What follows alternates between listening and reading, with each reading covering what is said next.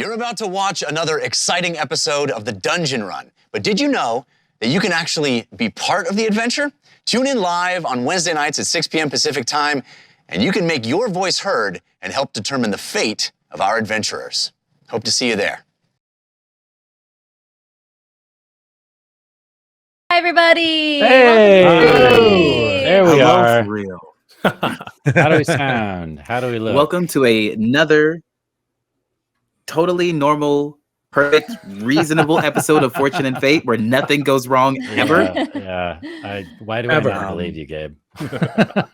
That's because you know how production works, Jared.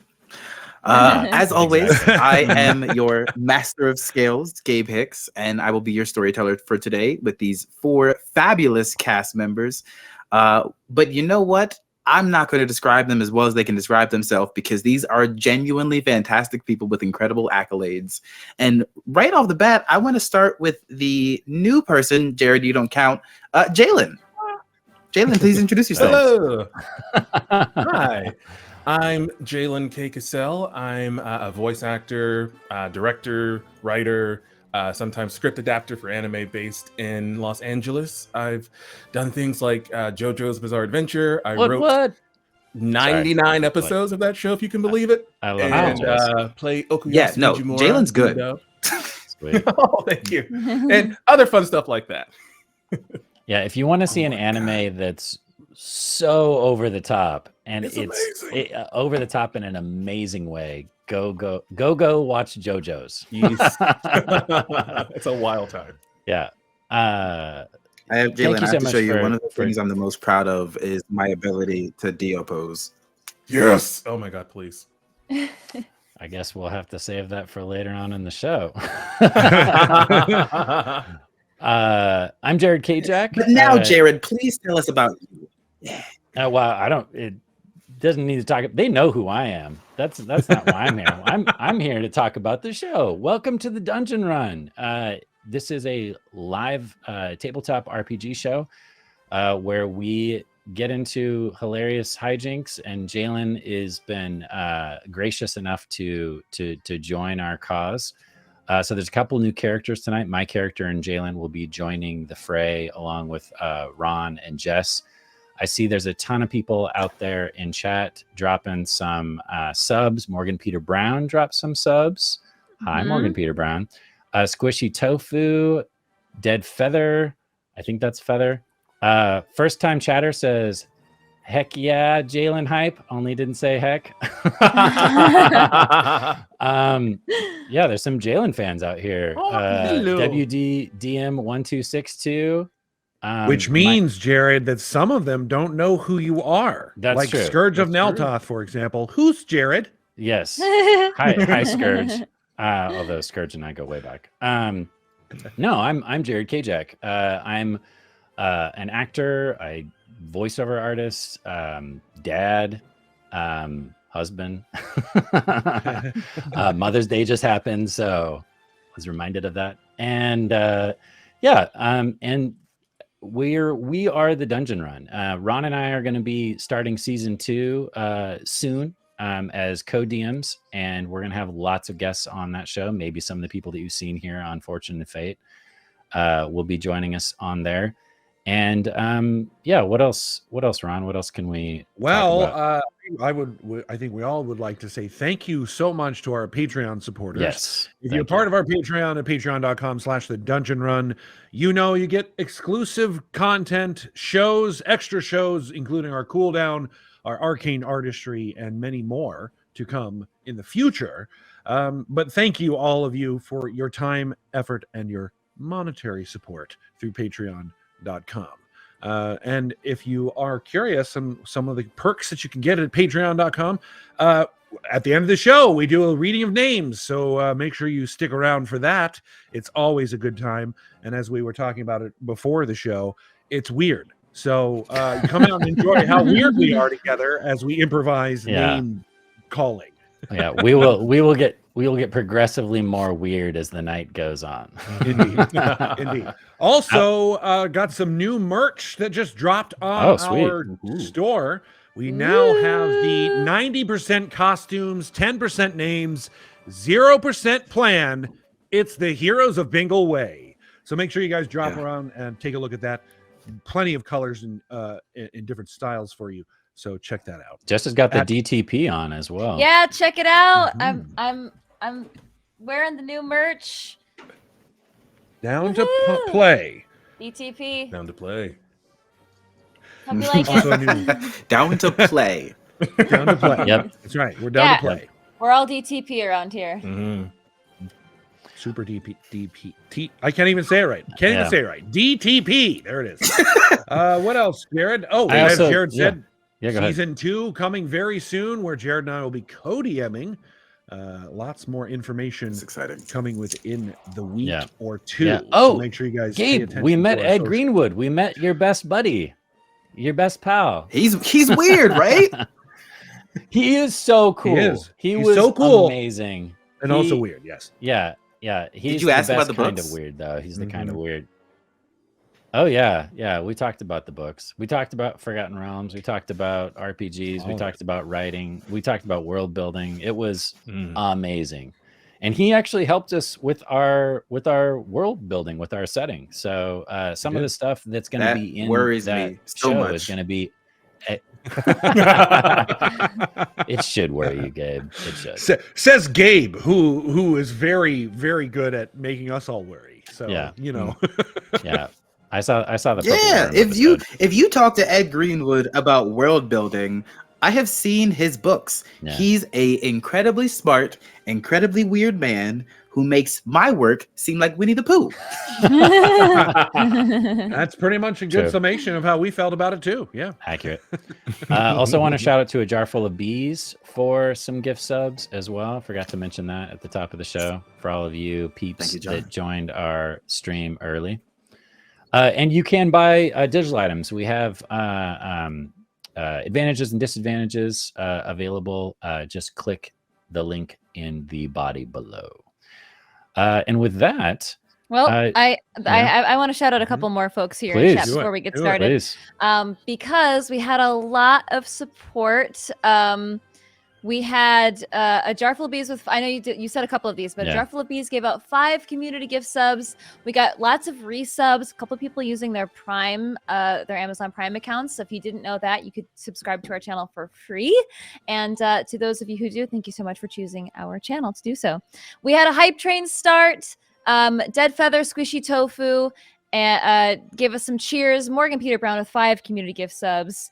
And I see that That's Wildman has been subbed for 14 months to our channel. So thank you so much for your support for the entire time we've been live. And I just saw Lesbian Wolf come in with another sub for 14 months as well. So thank you everybody for your support. We see that.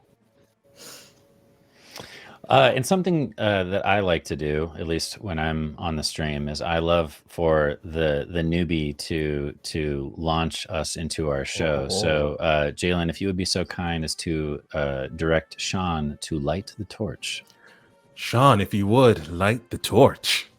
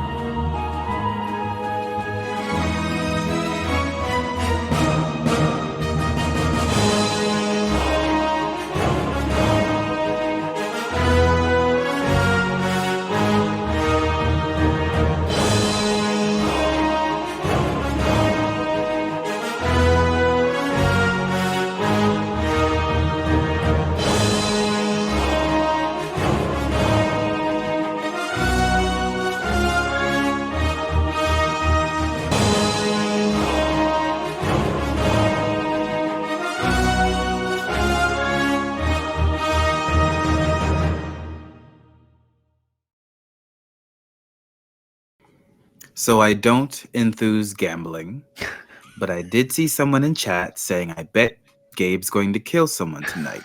In game, I'm glad you added that last clarification. Ed, we'll see. It's not impossible. Yeah. Probably the squishy wizard. But it's also, but I also want to say, if someone dies, Gabe is not the one who did that. It was the force of evil that influenced it. Which, right off the top, I want to remind you that you can influence this game that we're playing by donating advantages or disadvantages.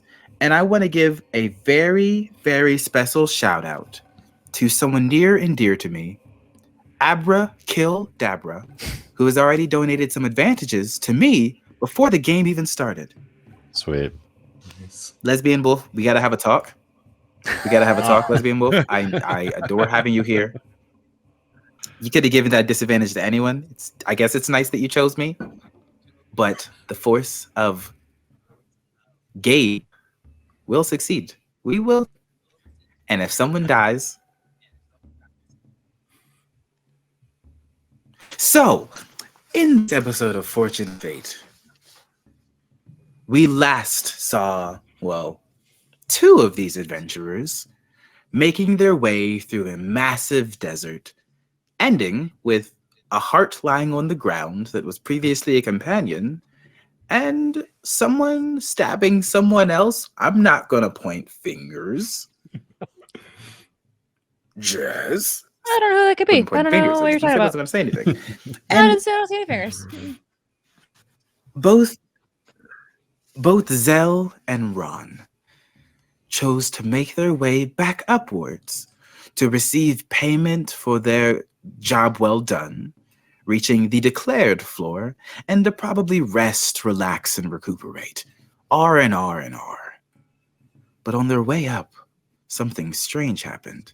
This dungeon is a chaotic madhouse. And stepping through a gateway that should have led them back to where they were going up and above to the floor that would have been an ocean, instead they find themselves chained to a wall in a strange cavernous room, mildly wet stone all around. And across from them, waking up at the same time, they see two other adventurers, foreign to them. Jalen, would you please describe your character for us? Yes. As you look over, you see this 3'9" pudgy owl person. They have turquoise blue and black feathers, this white tuft feathers under the chin with warm orange eyes poking out of these large round glasses. Sort of gives them this Disney-fied look. Also, they're a little plump, lovingly so, and they have a vest on that's covered by this this long, almost like a duster that's sleeveless, that's sort of Fae-inspired, forest-inspired, with little forest-like spats over the bird feet.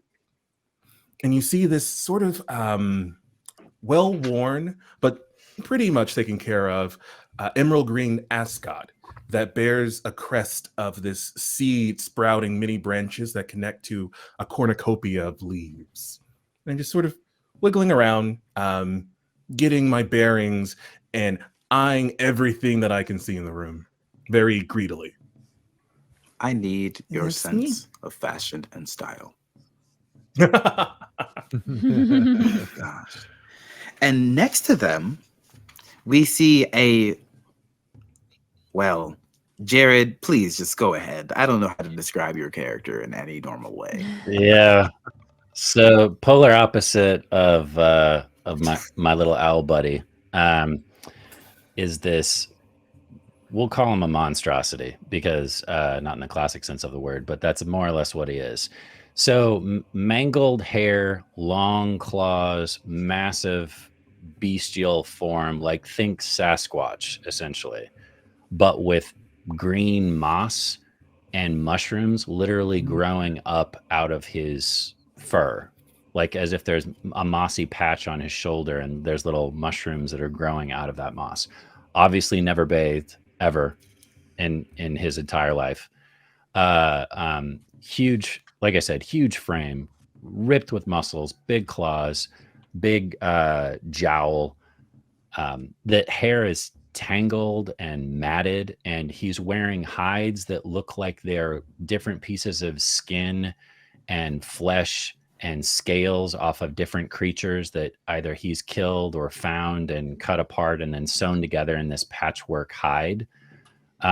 Big sack on his back filled with random plant matter.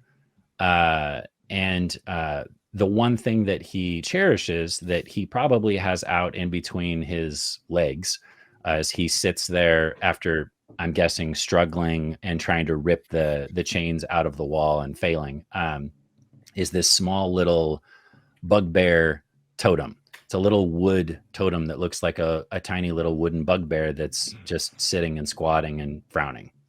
And he seems to be focusing on that and occasionally asking his friend Zeph, what are we doing? What's happening?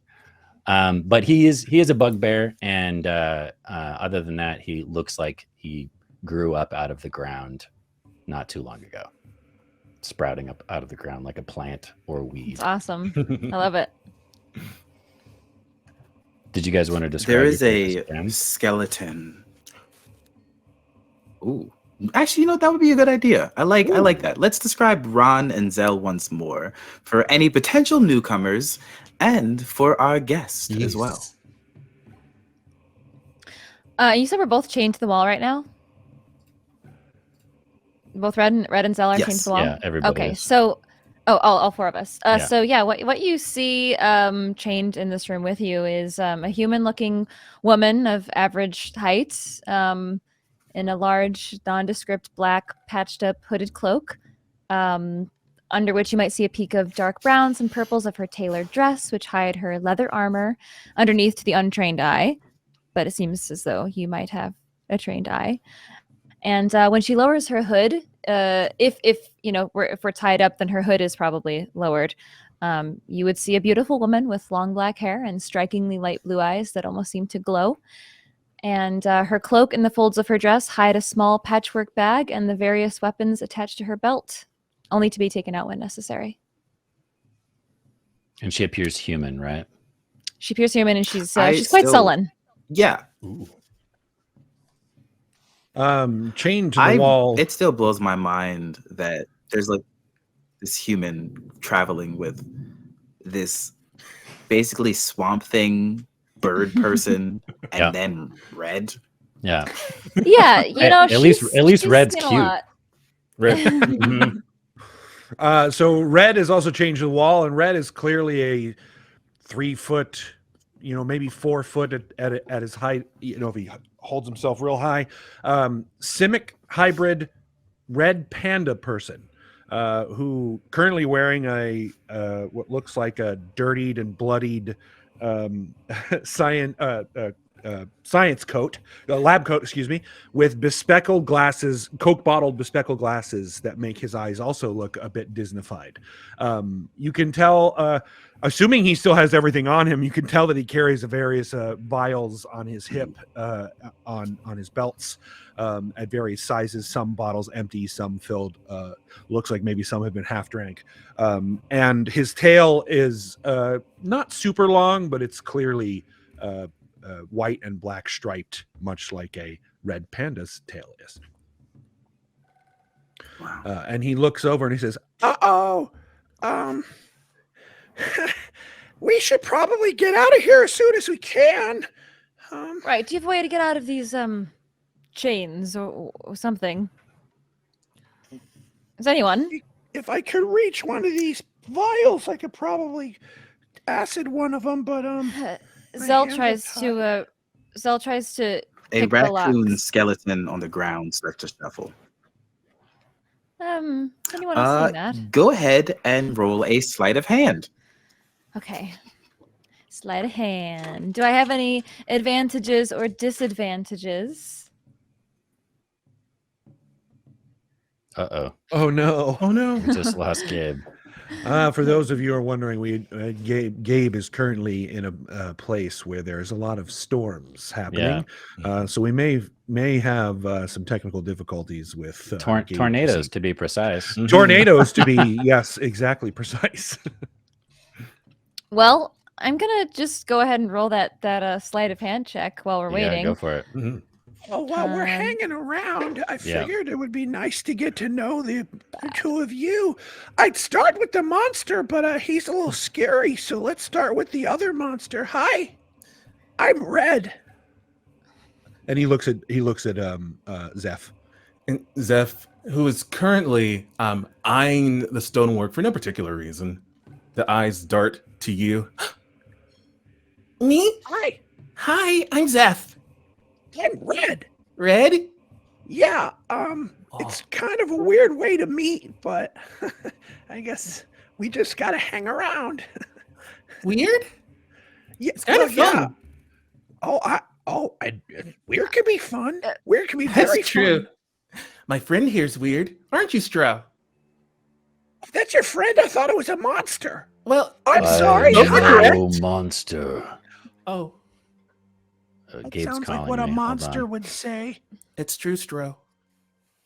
I'm sorry. I don't know if I've ever seen someone quite like you, Zeph. You're, from where do you hail?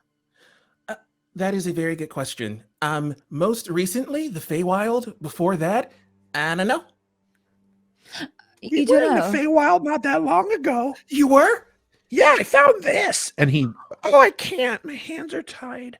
I have a Fey thing in my bag. I could show you. I have but a Fey thing can't. too. I would show you, but my wings are a little, caught. Yeah. Zel scoots closer to Red and backs up her hands behind her and tries to reach for Red's bag or potions, whichever she can get to first, and try to loosen them. Me. You're tickling me. How could you possibly be ticklish at a time like this? We're stuck in a musty, wet, cold, dark place, and you're laughing. Oh, you're tickling me. If you don't want me to laugh and you want me to take it seriously, then don't tickle me so much. All right, well, just hold still, all right? I mean, if you can't laugh here, we're kidding a laugh, really. I mean, that's true. By the way, already, Zeph. Oh, thank you. Yeah. Zell? Yes? That's kind of like Zeph, only with L's instead of F's. I think. Yes, it's quite similar. Also, I think your dress is lovely. Oh, well, thank you. I also like your habiliments. Thank you. My papa made them. Oh, really? Zeph, I'm gonna go ahead and warn you that Zell here stabs people. Really? Yeah, especially when they're not looking. All right. That's cool. No judgment. I'm sorry, what did you say? No judgment. I was just telling him the truth. No, I'm sorry. Zeph, you said something. Oh, it's just cool. You stab bad people? Yes, I stab bad people. So does Daddy. Daddy stabs bad people. And why? Well, he's a hunter. Well, there's another name that he told me. Rangy? A what? He uses bows and sometimes swords. A ranger? Ranger, that's what he said. Calling it a rangy. And where is your dad now? He's with Papa back in the Feywild. Wait, your father and your papa are different? They are, yeah. Oh, you have both? Yeah, Daddy I see. is a hunter and Papa is an archfey, he told me. Do you not know what an archfey is? No, I'm just trying to figure out. You know, I've heard of them before. I would love for you to explain to me what your understanding of an archfey is. Well, they're strong and muscly. Not all of them. Some of them are muscly. Others are very slender and tall and strong, and they have magic. So much magic. They're very powerful. Papa was teaching me about magic. I've read about them. What have you read? I've read a lot. Oh, Oh, I have two. They come in a variety of sizes and shapes, and even some of them are bad, and some of them are good, and some of them change their feelings like minute to minute. It's very much the Feywild. It's crazy and magical and fun. I agree. Well, I guess my question was more so not why you have a papa and a dad, but why it seems as though this doesn't seem to be the typical parental duo combo. It seems to be that there's a parent and a liege, a patron, well... Do you drive your power from one of them? Actually, I get my power from books. Specifically, one book. Oh. Mm-hmm. Oh. That's a relief. Well, I get my power from mixing chemicals. That is so cool. What and kind of also chemicals? Books. Also books? Could I read some of your books? Of course, if I can read some of your books. Of course. Although... What's your favorite book? Well... Let's say it on the count of three at the same time, okay? You ready? Okay, yeah. 1, 2, 3. Volo's Guide to Monsters. I've not read that book, but the book that I have read is a grimoire of the Fae. I haven't read that one yet. It has magic in it and spells, a lot of spells, but I can only read about 3 chapters worth of spells right now. Yeah, I'm only at 1 chapter. 1 chapter? One chapter of spells. I can only read 1 chapter. I'm trying though. I can mix a lot of real cool things. I'd show you, but my hands are still tied. Let me out of here! I guess they're not answering us. No. Zel, what do you remember? I'm having trouble remembering things right now. I just remember being told to make a choice by a voice in my head, and there was a promise of coin, and I did a bit of light stabbing, and then I woke up here. So the voice in your head is the one that told you to do the light stabbing? Yes. You hear voices? Just the one. Just the one. It seems to know quite a lot about me. And you didn't get its name? No. I did not. It wasn't Papa, was it?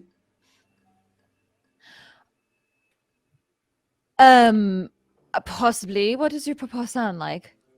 Well, he has a really big voice that he can make super deep, and he's very serious, mostly. Papa sounds terrifying. No, he's really nice, actually, most of the time, unless you're an enemy, and then he'll, well, as he says, scorch the earth. Oh. The voice could have been your papa. Yes. Yeah, I mean, especially if there's going to be a light stabbing involved. That sounds pretty scorched earth to me.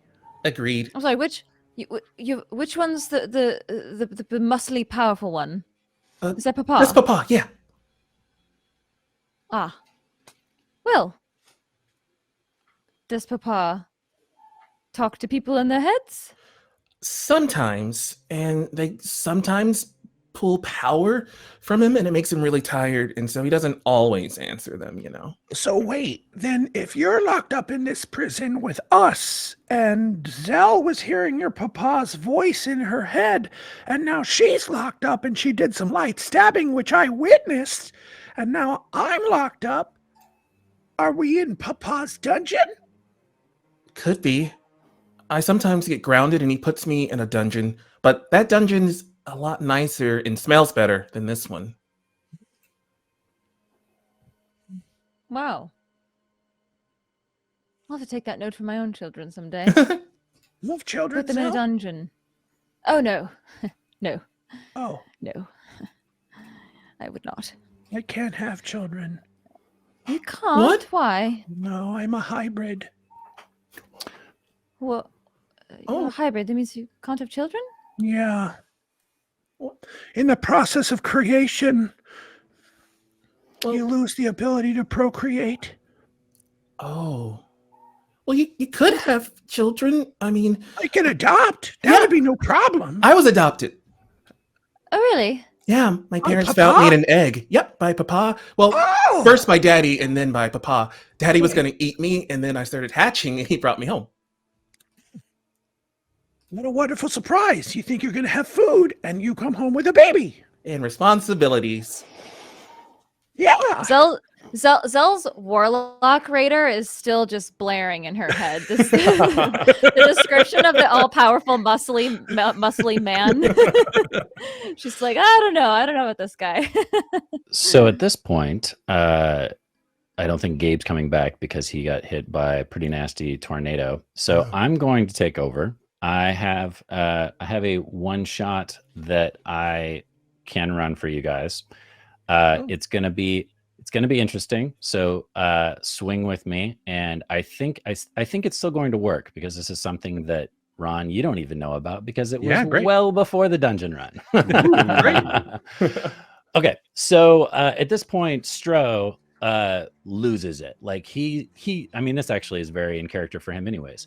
He cannot stand being confined, so he lets out this echoing roar and rips his chains free and breaks out of the bonds that he's in the wall, and he starts turning almost into a beast at this point, like more beast than bugbear.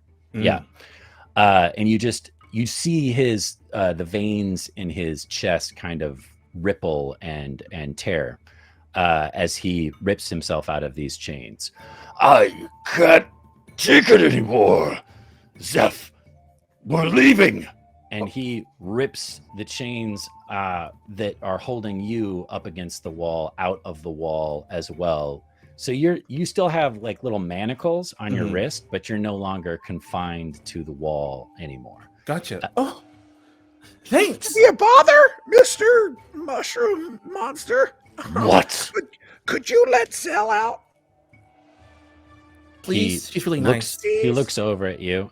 Now that that Stro is an NPC, why don't you roll a persuasion check? Okay, great. And Stro, as you're hulking out, I use Gust to give you a little bit of flourish in your fur. Nice, I love it. So the moss and the mushrooms just kind of spores scatter across the room. Yeah, that's plenty.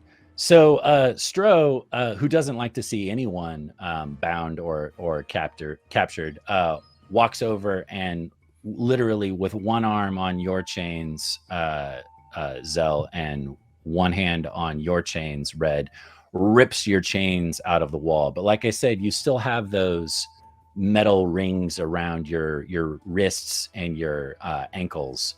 Red starts swinging them around like weapons. That's so cool.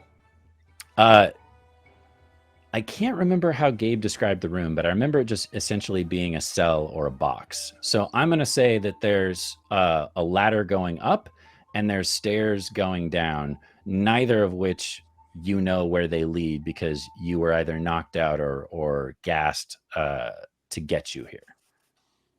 Zeph, which way would your papa be? Up or down? Well, he sits on a throne made out of wood and the bones of his enemies, so up. Like you do. The sun is up, is it not? Most of the time, I don't know think. what time of day it is. Maybe. Then I will lead. And Okay. Stro starts climbing up this ladder. You notice that he's so heavy and so big that the ladder actually starts to creak a little bit as he's going up.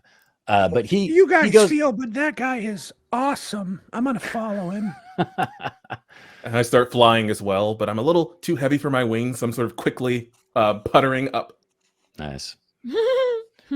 So once he gets to the top, there's a wooden latch or hatch that leads out and above. And he places his hand on it, and you can tell he's not used to dealing with handles or doors or what have you, and just with sheer strength and raw tenacity pushes against it, and you hear the hinges start to creak and snap and eventually pop, and he pushes the whole hatch off as if it was not a door. And now it's just open air, And unfortunately, this area, even though it's outdoors, and you can immediately tell by the clean air kind of being sucked down into this dungeon, you can't really see because it's nighttime. Do any of you have dark vision? I can't remember. I do. I Okay, do. great. 120 feet. I also do. Oh, wow. Oh. 120 feet. Dang. He's an owlkin. They Owl. get huge out. Wow. All right. My eyes get a little bigger. Well, even bigger than what they were. Wow, that's pure anime. They do that binocular effect, like Exactly. Yeah. Moe owl. So what you see after Stro kind of pulls himself up out of this hole, and he literally has to squeeze, and there's like little pieces of moss and stuff that kind of scrape off on the opening as he climbs out. Once you either climb out or fly out, you look around. There's a center area. You're inside of a stone walled, what appear to be ruins. You glance around the middle of the structure. There appears to be some kind of, that's what you're closest to with this hatch. There appears to be some kind of bronze sculpture or machine or something that's been broken apart. There's a long center pole. There's a wheel. There looks to be some kind of a basin and a bunch of what can only be cables or wires that are leading to this bronze sculpture that has been completely destroyed, mind you. It's in ruins, but you being who you are, sorry. Tell me your character's name again. Oh, Zeph. Zeph, thank you. I wanted to say Zel. You being who you are, you immediately can tell that this was some kind of a structure or statue at one point. Interesting. Can I roll an Arcana check to just sort of see if there's anything magical about the statue? Yeah, it's dark, so you would be at disadvantage unless you want to like actually go over near it. You're probably at like a good 15, 20 feet away from its base. How close would I need to be? About 10 feet or the full way? If you want to really study to see if it's magical, right up on it. Okay, I'll do that. Yeah. Okay. Yeah, What as are the Zeph rest of moves you doing? forward, Zeph moves forward and Red realizes that this is some sort of machine or something. Yeah. He gets super excited and gets see his tail start wagging very fast. And he almost in a way like kind of rushing past Zeph, running as fast as he can towards this thing and starts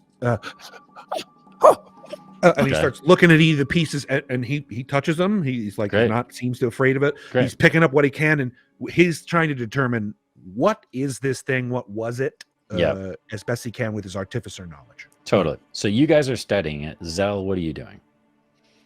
She's observing. Okay. She's she'll check for traps or anything like that, or at least stand guard to see if anyone else is going to come into the room. Great. I'm going to have you roll perception first before I get to what they're doing, because it's going to take them a little bit of time to study this thing. Okay. Yeah, just so you know, my passive investigation is 16. Great. Yeah. Likewise. Ooh, this die is doing me bad tonight. 9. Oh, I need to check to see if people have advantages and disadvantages. I can help out with that too. That'd be great. Yeah, let me. Oh, look at us! We're working like a team, guys. We can Both do in it, the guys. game We can and do out it. there. That's awesome. Yeah. I'm Stro not is gonna make you do also. everything, Jared. Thank you. Stro is also hanging out right next to you, and he's looking around as well. And you hear him under his breath say, "I smell goblin." You glance around, and what did you get? Do you have any advantage or disadvantage? Me? Yeah. I just pulled it up. So yeah, I'm gonna roll an advantage from Great. Lesbian Wolf. Thank you so much. I'm gonna roll with a different die this time. Oh my god, it's worse. 7. 9 and a 7. Okay. Oh wait, I Great. had disadvantage from Sitar's Bleeding Rock. So Doesn't we're gonna matter go with because my you rolled lowest roll. terribly. My lowest roll. So you Thank don't you both see for those. anything. Stro says he smells goblins. Meanwhile, the two smarty pants people are studying the statue. So you guys go ahead and give me Arcana or whatever skill you want to use, and I'll tell you what kind of information you can glean off of that. Okay. And, Do I have any advantage or disadvantage? Yeah, I was gonna say. Jess? Well, since he seems to be using his arcane knowledge, I think mine's probably more investigating. Great. Because I want to know the purpose of the machine rather than Of course. whether it's magical. Yeah. Yeah, so Ron, you're at a straight roll, and Jalen, you have disadvantage from ooh. Dio. Dio, it was you. Okay. As in Ronnie James? Yeah, I aged myself with that one, I think. Rolled a 21 and I cannot use. Oh, Jessica, do you know who Ronnie James Dio is? No. No, you don't. It's okay. It's okay. Sorry. I rolled 2 21s. Wow.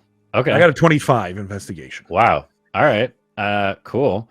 So, Mr. Arcana, you are searching this ruins, and there is a plaque that you find at the base of the pole that says Argoth.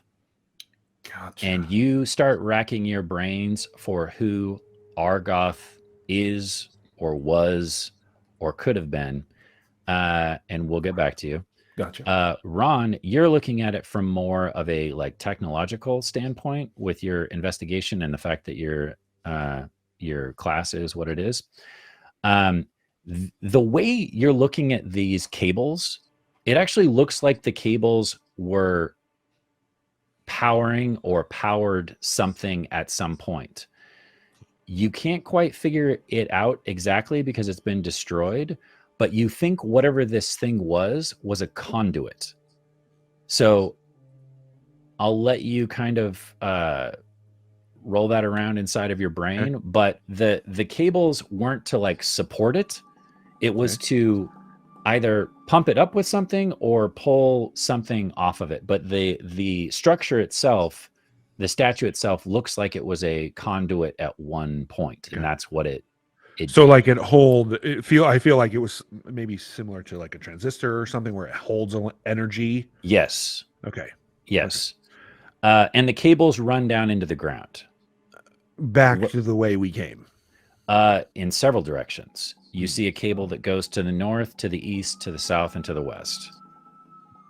As if like imagine if cables were coming off of my head right now and they were going in 4 separate directions. Yeah, for sure. Gotcha. Down into the ground. Mm-hmm. Yeah, and by the way, those of you that have the crazy 120 dark vision, which I think is just you, Zeph, which is nuts. I mean, you're not drow, but whatever. I got 60. With 120, you can actually see that there's a stone wall that rings this whole area. So there's an outer wall that protects the area that you are now inside of. And the wall itself in the southwestern corner, which you assume is southwest because Stro tells you which way is north, you notice that there's an actual hole in the wall and rubble that's been piled up around that hole as if to like block something from getting in. Like the wall had been ripped away and then rubble had been pushed back up to reinforce the wall. Gotcha. So Makes sense? It does. Is Red closest to me right now? Oh yeah, he's right there, wagging his tail and oh, and by the way, Argoth, if you want to give me another check, but this would be religion. Religion, okay. Yeah. Let's see, +4. Since he meant, do you mention the name out loud, Zeph, or do you keep it to yourself? Yeah, I poke you as I'm looking, and I rolled a 12 for religion, by the way, and I go, there's a plaque here that says Argoth. Advantage or disadvantage, Jared? Oh, I don't have it. Jess has it. Oh, Jess? Nothing yet. Okay, nothing cool. yet. Okay. So religion. 20. 30. 20. So with the 12, you've heard of Argoth, and all you really remember of Argoth is that it was a priest, a high-level priest that worshipped the god or goddess of storms and weather, who went mad and went into exile, like a self-imposed exile. Argoth did, not the god of storms. Just to correct. Ron. Yeah, dirty 20. Yes. So Argoth did something that no one had ever done before previously, to your knowledge, where he not only studied magic, but also was a priest, and not a priest of the god or goddess of magic, but right. actually tried to divvy up his knowledge equally in both areas. So he was like a wizard cleric. Correct. Okay. But imagine in this world that we're in right now, in the world of this game, that for history's sake, that was almost impossible. Like, you either had to be a priest or you have to be a wizard. One of the first of the kind. Yeah, to be able you to never, master both. you never ever mixed. Got it. Yeah. It was almost like magic was its own school of religion. So you can't really worship two gods at the same time. Right. Yeah. Got it. So you know that Argoth found a way to cheat that because you got a 20 and above. And the way that he cheated that is he literally split his mind intentionally. So part of his mind is devoted to magic, and the other part of his mind or brain is devoted towards the god. And he did indeed worship the god of lightning, thunder, and storms. He's looking at, as Red is looking over the pieces that he can pick up and kind of. It's a conduit of some Argoth. Oh, I know all about him. I know some things. Do you know more? I studied a little bit about him when I was going through the Simic change. Argoth split his mind, one to be divine and one to be arcane, so that he can master both. He kind of cheated. Is that possible? I mean, that's kind of why we were studying him, is because he made things possible that were not before, and that's why we could get things like me. So, can we find him maybe? I don't know. What does the thing say again? I just heard the name Argoth. I didn't hear what else you said. You go back to the plaque and it literally just says Argoth. It doesn't. Just the name. And by the way, this structure is really old. I mean, it's made of bronze, not iron, not steel, hand pounded bronze, which is one of the reasons why it probably didn't keep up so well over time. Jared, does it look like this area has been pillaged at all, or like things are missing or been taken or disturbed? Yes, definitely. I think I heard Stro. Yes. I like your name. Stro's still here. I just got it. I just understood why your name's Stro. Did you say you smelled goblins? Yes. I think I am familiar with their stench. Okay. Okay, I'm just going to set that aside. We'll talk about that later. There's definitely some things missing here, so we might want to be careful. I don't know what you're good at, but do you maybe want to see if you can find them? He just turns and slowly looks over at you, Zeph. What do we do? Well, first off, Zel, you too. We're surrounded by a big wall. Like, I'm talking a big wall, and kind of southwest of the wall, there's a hole, and it looks like there's rubble keeping something out, maybe? Could that be where the goblins are? Stro starts looking real nervous, and you can see the little mushrooms and the moss starting to kind of gyrate on his shoulders, and little spores start to sprinkle out in all directions. Uh-oh. He only Is that does going to that be a when it's problem time to Is it going to hurt us when we breathe? I can control them. Okay. He's really good at it. Just here. Oh, great. I just You notice that when he says that, the spores that were about ready to land on you, Red, just kind of immediately scatter and part ways. I'm glad I said something. I raise a wing. Stro? Yes. Would you mind if I picked one of your shrooms for research purposes? Will you eat it? If Red says I can. Oh, well, I would also like one, so if you could grab one for me too, because I can make potions out of it. Just saying. Is that okay? I would recommend not eating things that grow out of other creatures' skin. That's a good point. Have you never eaten chicken before? Stro reaches up and pulls off a couple of the mushrooms from his shoulder, and he reaches out with his ridiculously long arms, because bugbears have reach, ridiculously long arm, and hands a little pile of white mushrooms to each of you. Oh, thank you. Much appreciated. Zel, are you a vegetarian? No. Oh. So you've eaten flesh before then? I have, yes. Okay, so that whole thing about not eating things that grow off of other creatures is probably a thing you do regularly then. Oh, burn. Oh, what? I'm not eating hair. Or nails. It's protein. Why would you not? It sounds like you're wasting a lot of an animal.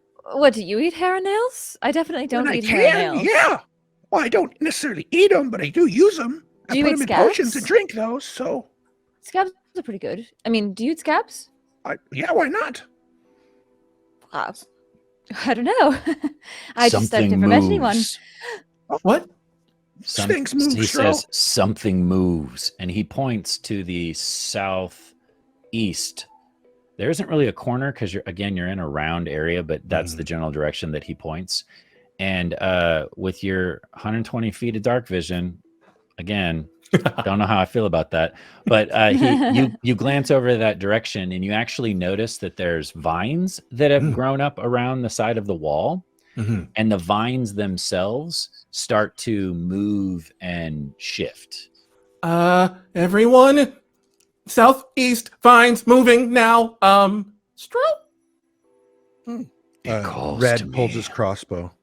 What calls to you? The plant. That one right there? Yes. Well, you can't see it because it's outside of your dark vision range. Out of 60 feet. Okay. Yeah. I slowly pull out a wand made of these interlocking, it looks like black bark that is in wand shape with little feathers coming out the end. And I'm just at the ready, just in case. Okay. You can actually see this thing, and it's massive. It's literally a wall of brambles that's along the side of the stone wall. You can see this vine that's writhing about. Is it moving about the wall itself or coming toward us? Imagine it like a thicket of brambles that has grown out, like a bunch of blackberry bushes almost, gotcha. Although there's no berries on it, that's grown out away from the wall towards the center of this area that you guys are in. Imagine if that just starts moving and gyrating, whereas before it was still. Gotcha. I'm going to move closer. Would you all Let's mind? all go together. I like that idea more. Yeah. It hungers. Hungers? Yes. For? Meat. See, Zel? Everything eats meat, including plants, which is weird to me. Sorry, I talk weird and I talk out loud when I'm nervous. That's understandable. Does anybody have any meat we can give it? It's already eating. Oh, maybe we should just leave it alone then. Maybe we should just move on. It's rude to interrupt meals. Yeah, we wouldn't want to. I mean, maybe they're having a great time. I don't know. So, do you get closer, or are you not getting closer? I turn to Zel. Zel, you stab things, right? I do. Is that a thing that you think could be stabbed? Is it, Jared? Does Zel think you haven't that's seen it, so stabbed? it's kind of hard to tell. But based off of Zeph's rough description, it sounds like it would be attacking a blackberry bush, like an hold on 1 second. Blackberry bush. Hold on 1 second. Red picks up a piece of broken stone or part of the ruin. Yeah, there's all. I mean, it's ruins, so there's all kinds of stuff. Yeah, sure. He stares at it, and it lights up in his hand. 5 foot radius light, and he tosses it in that direction. Wow, I love how you're actually using the really lame abilities that the artificer have. Man, and it's actually look. I'm trying. It's actually working out for you. I'm gonna try, man. I'm trying. So that's great. I love it. So you make the stone glow, you huck it over that direction, and sure enough, it was almost like the plant could sense that light hit it. It freezes in place, but you do notice that there's one part of the plant that's still kind of shaking or gyrating or vibrating a little bit. And everybody give me a perception. Since you all are still a little ways away. There is a glowing stone, so it's just a straight roll unless somebody has advantage or disadvantage from... Everyone's at a straight roll. Great. Okay. Wow, I've not rolled higher than a 7 this entire game so far. This is so much like last night. 18. Yeah. 18. Oh, okay. That'll do it. So you can actually see, Zeph, that there's something wet on this plant, and as you look even closer, you even notice like a little yellow skinned hand kind of bob up for a second within the plant and then get sucked down inside of the plant. A moist hand just got sucked into the plant thing. You said the word. You said the word. What word? Do I win something? That word. Oh, it's a bad Your magic word. Yeah. Moist? Don't say it. No. Why? Why would you say that word? It feels good to say. It has vowels. No, I like it. Moist. It makes me Moist. icky. What? Stop it. It's a fun word. I will silence you. I don't know how, but I will try. Okay, so Look, this is something that we need to dispense with. Am I correct? Do you I'm kill starting to feel a all little plants nervous. just Well- because they feed? That's a good question. Jared, now that I can see a little bit of it, I'm very knowledgeable in nature in general. I mean, this is definitely not a natural plant, but I'll let you roll knowledge nature. Sure. Anything that maybe it reminds me of, it is a plant-like thing. So Yes. maybe even if it's just what it's mimicking, if it's not Sure. necessarily a plant itself. Nat Sure. won it. Yeah, can There I you also roll? Sure. I mean, you guys can all roll. Why not? Yeah, I want to roll an investigation. That is a check or nature hydrangea check. bush. Okay, I rolled higher than a 10 this time. Yeah, I'm gonna go for I guess it doesn't matter, they're the same stat, but she's trying to recall if she's seen anything like this before. So I rolled a 14. Okay. Zeph, what'd you get? Let's see. Well, should this be an investigation as well?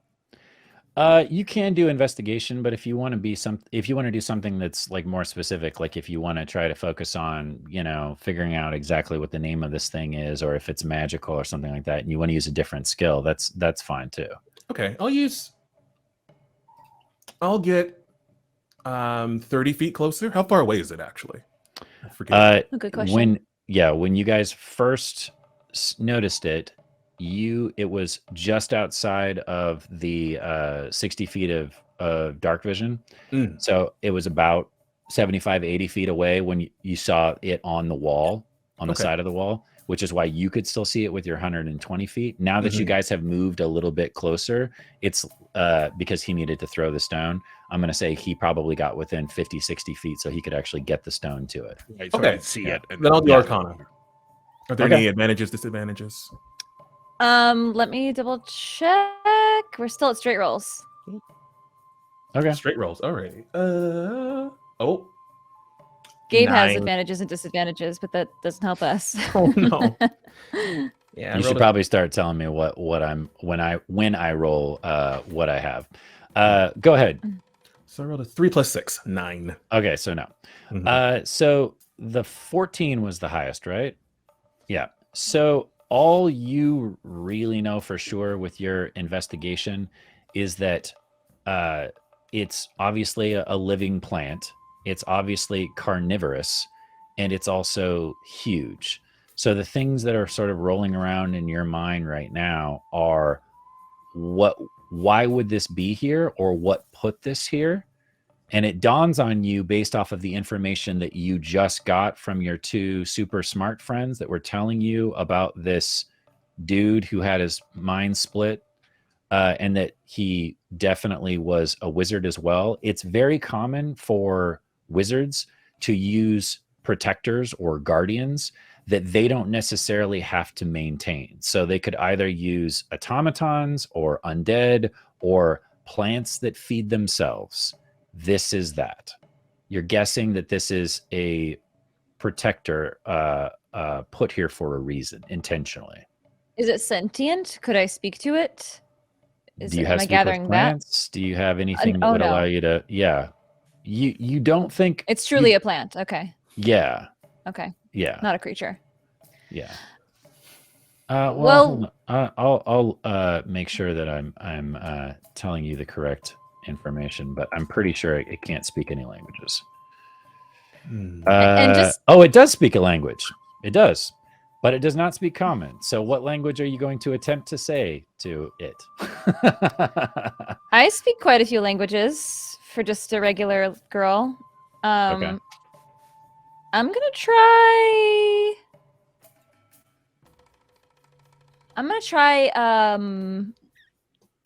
abyssal. Okay. So and infernal. What are you saying in abyssal/infernal?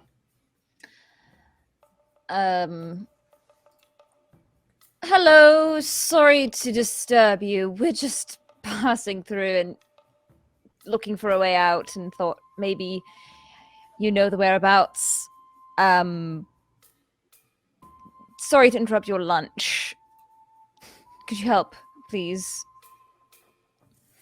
So, how close are you when you're saying all of this? I'm yelling it. So you're a ways away. Yeah, I'm at least. Well, I think she would have approached to investigate it more. She's 30 feet away. Okay.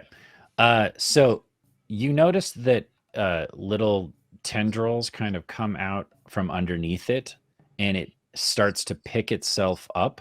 And that's when you notice that there's actually like a bulbous part to the center of the plant. And out of that bulbous area, the vines start to grow out further, and they start feeling about in front of them and on the ground towards your direction, searching. It doesn't say anything. It just starts crawling your direction and reaching around. It's only moving at 10 feet around, but it's slowly moving out towards you guys. Okay, Red Zeph, I think it's. Said. I asked if it knew a way out, and I think it might be showing us. I think we should stay out of its way. But and sorry, just to get to remind me of what the layout of the room was. This is like off in the darkness, and then there's also that crumbling hole that has been re-put together by stones, right? Imagine a big stone ring. So a wall that goes all the way around, right? In the center is that ruined conduit contraption. Correct. To the southwest is the hole with the rubble. To the southeast is the plant. And to the north, you don't know because you haven't bothered looking that way yet. Yeah. Gotcha. I will say this. You do notice that there are 3 relatively large stones that are sticking up out of the ground directly to the south as well that you did not notice before because you've been caught off guard by so many different things. But I notice it now? Yes, you do notice the 3 stones now. Yeah. Are they raised? Starts to pull each of you back. Oh. It still hungers. Okay. The goblin wasn't enough. So, Zel, this might be the kind of plant that needs to be stabbed, like broccoli without cheese. Well, I've got something just for that. And he and Red pulls a vial from his hip and goes, "Nope, wrong one. There it is." And he tosses an acid vial at it. Okay. That'll do it. Why don't we roll for initiative? You can go ahead and roll that attack. I'm gonna say that you more or less caught it by surprise. Not really surprised, but you definitely right. I don't think it knew that was coming. 18 to hit. That hits. Nice. If it's it technically takes splash damage if you're within 5 feet of it. Whenever just so you mean like the other parts of the plant would also take damage? Is that what you're? Yeah, it's a splash. So anything within. Nope, actually, just not a splash version. It's not the splash version. Just it. Okay. Apologies. It takes 8 acid. Okay. It does not like that. I imagine it does not. It is acid. And it is not. Oh, that's interesting. It is not immune to acid, or resistant. So it takes it and it sizzles, and you immediately see it start to like gyrate and move about. And the pod that's in the center of it opens for a second, and you actually see a partially digested goblin. And then the pod closes back up, and the creature starts to recoil. But as it recoils, it swipes out with its tendrils, the vines. So we're in initiative now. Gotcha. So go ahead and roll. Just what do I have for advantage and disadvantage? All right. So I'm guessing they cancel each other out at this point. Yep. You have an advantage from Abracadabra and a disadvantage from Lesbian Wolf. Thank you, Lesbian Wolf and Abracadabra. And unless I have advantage or disadvantage, I rolled an 18. Okay. 16 for me, unless, Yeah, no, that's good. I rolled a 16 initiative as well. You What got is your 16 as well? Okay. Yes, my dex is +4. So I'm guessing Jess and then Ron. he goes first, yeah. Yeah. And I'm going to roll for Stro, who's slow. So he's going last. Okay. So I'm going to call that the surprise round of you hucking the acid at this plant creature. And Zeph, you are up first. What Okay. would you like to do? So seeing this, I look at my new friends in Stro and say, well, I guess we're doing this. And I pull this diamond out of my pouch and I start to spin it. And as it's spinning, you see flames begin to spark off of it. And I cast Chromatic Orb. Yeah. Cool. So let's see. You make a spell attack, I believe. Yeah. Let's see here. That would be 24 to hit. Yeah. Amazing. Can I hit? Let's see. Rolling for damage. Fire. 3d8. Surprisingly, it is not vulnerable to fire. It does take the damage though. So 10 points of fire damage. Cool. And I call out, sorry about this! And I fire a Kamehameha fireball into the bulb. It slams into the bulb, and again, you see that pod that the goblin is in kind of sway and gyrate, and like, part of this, partially digested hand flops out for a second and then gets sucked up back inside of the pod. But the creature lets out this horrible guttural when you hit it. Do any of you speak deep speech? No. No deep speech? Okay. Then you have no idea what it just said. Some guttural thing. Oh, wait. You know what? I think Stro actually speaks deep speech. Let me double check that. Nope. I took Undercommon. Shoot. I am going to say that Stro at least, empathizes with this plan for a minute. And you can tell that he's struggling. You all, especially you, Zeph, can tell that he's struggling between attacking this thing or not attacking this thing. Is that your turn? Anything else? I'm still about 30 feet away from it. You can be, because you can fly. So you could certainly back up if you want to. That's true. Actually, can I begin to fly maybe 10 feet in the air? Sure. And I'll just sort of flap there for a little bit. And since we were speaking about it earlier, Red, you see on my hip that there's this large spell book that's sort of wrapped in these cyan leaves, and it begins to glow as I cast my magic. And that's my turn. Cool. Jess? Or Zell? Okay, yes. So Zell, you might have to help me a little bit with rogues here, but do I wield a dagger in each hand? Is that how everybody rogues can work? Yeah, everybody can dual wield. All characters can dual wield as long as the weapons are light. You just don't get your attribute bonus in the offhand attack. Unless you have a feat that allows you to. Yeah, unless you take a fighting style ability. or whatever. Right. Yeah. So I would hit with the first dagger, and then it's a +4, but the second one would not be a +4. Well, quick question: you are, unless you're throwing these, you would have to close to melee to be able to attack this thing, and it definitely has reach with these tendrils. Yeah, Zel's gonna run in with her daggers. Ah! Ah! Okay. It's going to get an attack of opportunity on you while you run in, but you certainly do get to do your attacks. Yeah, she's gonna whirl in with her double daggers. Great. Do it. So I need to roll to hit, right? Yep. With each of these. Yep. Okay, so the first one. And you can apply your sneak attack damage to whichever one hits. Okay, the first one I rolled a 10. Yeah, that's not gonna do it.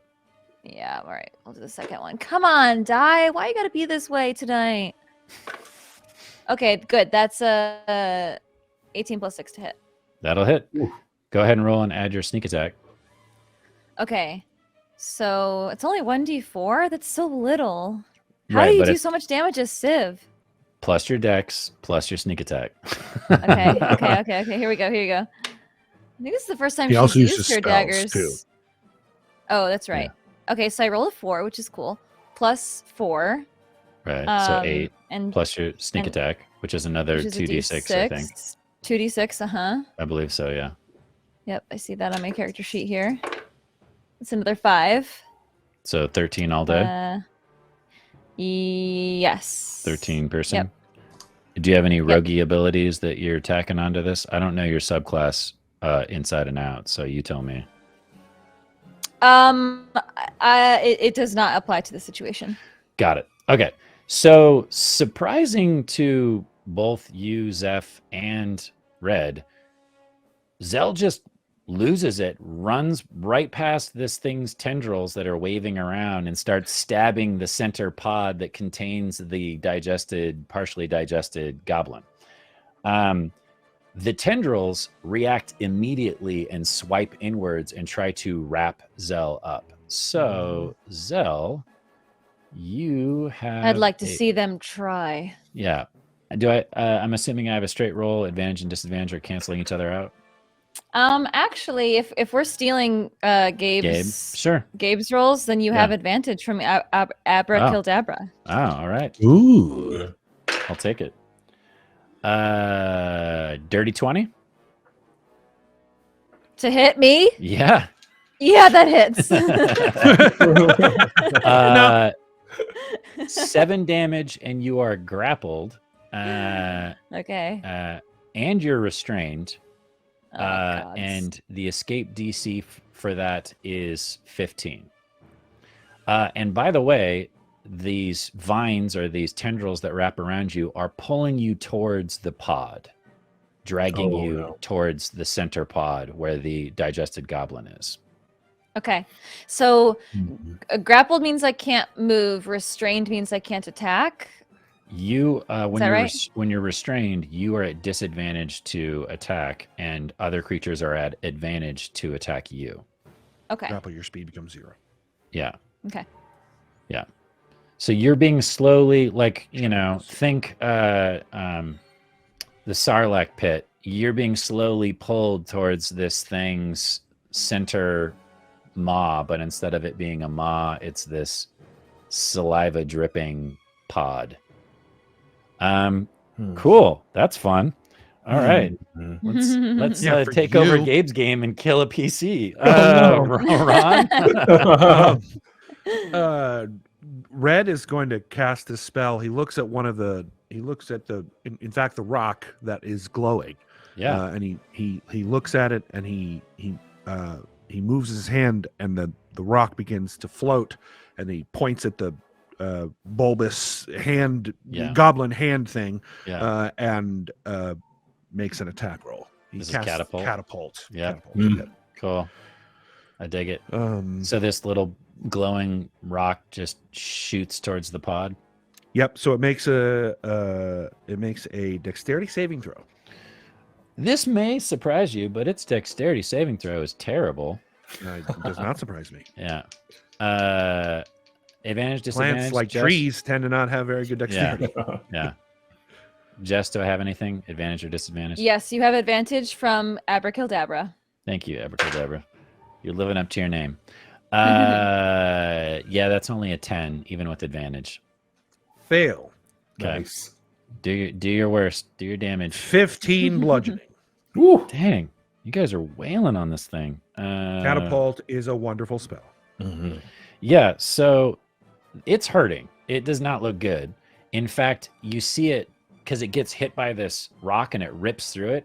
You actually see it start to, and it spits out part of the digestive goblin so that it can start to crawl away from those things that are damaging it so profusely. It starts to back away. Zel, how do you look in terms of like, do you look like you're bleeding profusely? No. Okay. No. Well, she's hurt and annoyed. Gotcha. It's But funny not that like you should say that falling because down. it's the plant's turn, Oh boy. and it's going to try to swallow I you still because it had just a- spit out. Oh, you have more stuff? I do. I Okay. still have technically a bonus action. Save me, Red. Save me. I was gonna say, but I wanna swallow Zell. Go ahead. And he looks at Zell and says Save me. and gain 1d4 plus 4 hit points back. Amazing. What? Wait, what did you just say? Save me. What'd you What say? is that? It's kind of Sana. S-A-N-A. Sana. Sana? It's Latin for Is heal. that a healing word? It's Latin for healing. Healing word. Yeah. Didn't you just cast a spell Wow. Bone. Oh, you're right. It was Yeah. not a cantrip. Not Never a mind. cantrip. That's right. It wasn't a Mm. cantrip. Catapult's not a cantrip. Yeah. Thank you. Forgot about Yeah. that. Sorry. Apologies. No I healing. Suddenly have no more advantages left over here Sorry. that I can tell. Oh no. Okay, so my turn, yeah? Great. Yes. So this thing is going to pull you in and attempt to swallow you in its pod. Okay. Do. Do I get any Oh, kind wow. of resisting abilities to Yeah, this? you get to break the grapple because if you don't, you get immediately swallowed, and that it's not good. I mean, I've had worse happen. I'm Been not gonna around the touch world a few times. I don't know. I don't know. Getting swallowed by a semi-sentient deep speech plant. Yeah. Sounds pretty unique to me. Mhm. that. Yeah. Yeah. So yeah, you're gonna have to try to break the, like I said, try to break the grapple, because if you don't, then it will swallow you and do a lot of damage. Okay, so am I rolling for that right now? Yes. Strength check? It's grapple, so you can do you can use your skills, and you can either use athletics to break it or acrobatics. Is it acrobatics? Yep. Yeah, athletics or acrobatics. Oh, Because that's why Heck it was yes. so hard for creatures to wrap up Civ. I'm so sad I don't have advantage on this. Okay. I'm also sad for you. You only have to beat a 15. Okay. Only. Only. Okay. Come on, baby. Let's go. Oh, the kisses worked. 22. That does it. So you break the grapple. However, it is still it's still its turn. So it's going to try to hit you with another tendril, wrap you up again, so that on its next turn it can try to swallow you again. Okay, Oh, before it no. does, she's gonna go, whoa, whoa, whoa, whoa, whoa. I'm assuming she's like held up like this by the tendrils. Whoa, whoa, could you hold on a minute. And she's speaking in abyssal / infernal. She's switching, even though that didn't work last time. She's still doing it. Okay. It's just look. I think we got off on the wrong foot. We're not alike. You and I. Turns out we both like to eat nails and hair, right? It's something. Skin. We enjoy the same delicacies. Yes? I think we can come to an agreement. How about we get you out of here, huh? Let's go get a drink somewhere, huh? Right? Take you with us. Come on. And she's like, Steph, I don't know what she's saying, but it does not sound sexy. That's true. Yeah. That's for sure. Not at all. Well, the things that No. she's saying also, because she's trying to speak in Abyssal and what have you, would just sound horrific as well. It's just going to sound like they're growling back and forth at each other. It is, even though that was brilliant, it doesn't understand anything you're saying, and it's going to try to wrap you up and eat you again. No. So that's a 17 to hit. Yada hits. Okay. Okay, let's do some damage. You also have some more advantages to use. Oh, really? Well, I hit would. anyways, so Okay. I'll save it. 6, 7, 8 points of slashing damage. How are you looking? Now Zel looks bad. Her cloak is torn off. Her hair is a mess. You've never seen her look this unkempt before in her life. She's always pristine. And there's goo all over her skin, and it looks like it's about to start to cut off her air. Yeah, she looks bad. Oh no. Okay. And like I said, it wraps you up and tries to push you back inside of its pod mouth. At this point, Stro... Look, you have to go out for drinks with me before you do any of this. At least a drink first. Stro is going to attempt to... well, that wouldn't work. Wow. Yeah, he's a druid, and he does not have anything that would... Oh, you know what? I got an idea. So he is going to give you a chance to escape by the spores on his body start to thicken, and then they fling off of his body in all directions, and he creates literally like a cloud of spores, but the spores are so dense that it actually makes it hard for you to see, all of you. And then he runs into this cloud, and Zel, you can feel his big, strong, clawed hands wrap around your shoulders, and he's going to try to rip you free. So his action is to create the cloud, and then he moves in, grabs you, and starts to pull. So he's going to do Still in the worst positions. Still not the worst. He's going to do smells weird. Ooh, yikes. Right. So right now, the strength of the creature and the strength of Stro are matched. So they're kind of in a tug of war, pulling you back and forth, trying to either free you or eat you. That did not go how I planned at all. Okay, Zeph. So the equivalent of this spell, it's essentially fog cloud for those of you playing at home. It's game mechanics, but the flavor of it is that he just creates a cloud of spores as opposed to a cloud of fog or mist. I see. What it does is it obscures everything. It would also throw off the plant as well because they're spores. So the plant is actually thinking that it's completely surrounded and partially blinded at this point.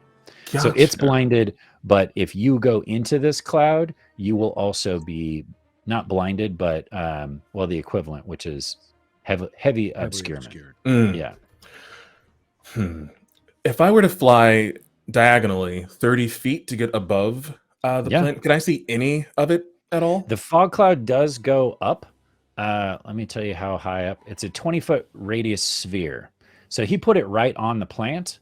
So you could fly up above it, but the cloud literally goes up 20 feet. Gotcha. So I can't see any tendrils coming outward from the... You can definitely see tendrils because it's massive and it's got reach. So the tendrils are still sticking out. You just can't see the main pod very well. I see. So I'll fly up diagonally and call out, "I'll save you, Zel!"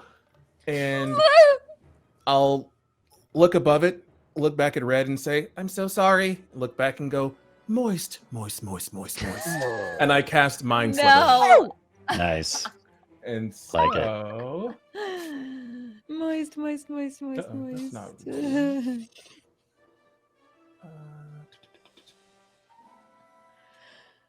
So the target must succeed on an intelligence saving throw.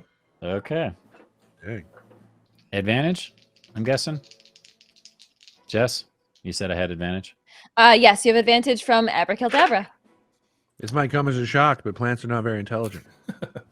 This is true, but I rolled a natural 20 because of my advantage, so I made my save. Yeah. Amazing. Yeah. Let's see. Yeah, my other dice was a 6, so Abracadabra's doing the dirty work tonight. So I'm still puttering. I just go, I tried. Cool. That's all. You used the wrong word. I know. I apologize. I'll change it. Okay. Plants do like moisture, so That's true. Yeah. just saying. Yeah, Jess, it's your turn. It's my turn. Well, the only thing I can do at this point is try to escape, or I can. You can try to hit at weasel your way out disadvantage? of the tendril if you want. Stro has his hands on you, but he's not gonna. Obviously, he's not gonna stop you. He was trying to rip you free, but I rolled terribly for his strength check, so he wasn't able to rip you out of the hands of the or the tendrils out of the creature. But you can certainly try to slip your way out of the tendrils if you want. Is that different from breaking a grapple check? No, it is a grapple check. It's the Okay. same. Yeah. How hurt does this plant look at this point? It's hard for you to tell because you can't really see because you're in a cloud of spores. But it seemed pretty hurt by that rock that Red shot through it. Okay. It started to recoil, actually. It started to back away from all of you, but it was trying to take you with it. Oh, okay. So sorry, 1 second. I'm swallowing my water. Okay, so yeah, she's gonna try and slip out of the tent. You mean you're coughing on the spores? Yes, you are. the mushrooms. Yeah. Yeah, so go ahead and make your grapple check. DC 15. Yes. I rolled a 16 plus my... Yeah. So you break free.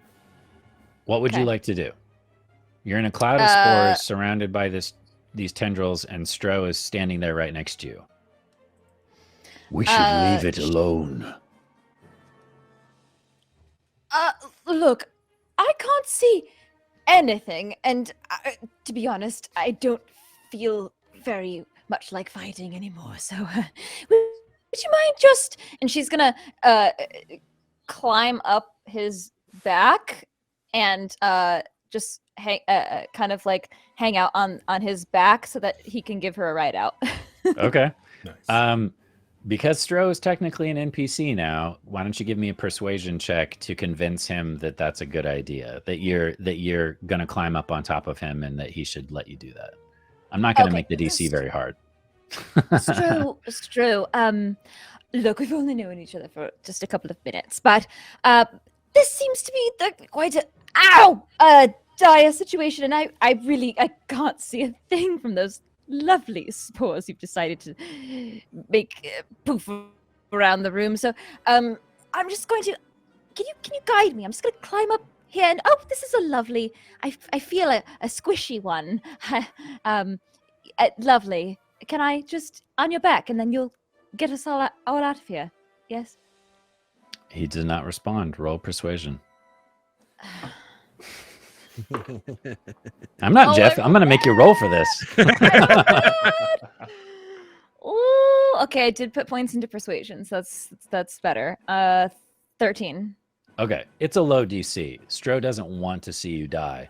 So you say this, and he helps you get up on top of his shoulder, but by helping you, he essentially throws you over his shoulder like fireman carry style. So you're now hanging off of his shoulder. Your front half is off his shoulder on his backside, and your legs are splayed out on the front side of Stro. And you can kind of like wiggle around if you want, but he's more or less got you there and holding onto you, securing you so you don't fall off. He's big, but he's not like a giant. Nice. Yeah. Okay, this is good. Good boy. And she absentmindedly picks a mushroom off of him and pops it in her mouth. Great. It tastes delicious. Oh, it's lovely. Tastes like a button cap mushroom of the sea. chicken of the earth. Forest. Yeah. Yeah, and okay, cool. she slaps him a little bit and just, okay, come on now. Out away. Out He and away. starts to move away from the creature. Unfortunately, it's not his turn, so we're gonna go to Red. Red, what would you like to do? So in front of Red is just an obscured area and the plants in there. You see the tendrils Right. sticking out, but yes, it's everything is covered in these spores. All right. Well, it's hard to tell. Is there? Do I know generally the direction of if Zel did not move? Mm-hmm. I would like to You cast hear a her. spell. Right, You I can hear. definitely So hear her. Yeah. okay, so I want to cast a spell that is like not directly at her, but to the side. Like say 10 feet to the side that maybe still hits the plant. Okay. So you're gonna try to essentially grenade something in there that's not gonna hit Zel or Stro, but still hits the plant. Yeah. Okay.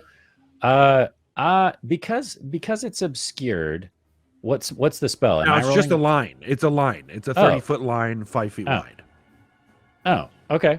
Well then, I'll just give you a 10% chance of hitting them, and the other 90% will be the creature. I'll roll a d10. If I roll a 1, it hits them. If it roll anything else, it Cool. don't. I dig it. I rolled a 7, so it's going to hit the plant. Cool.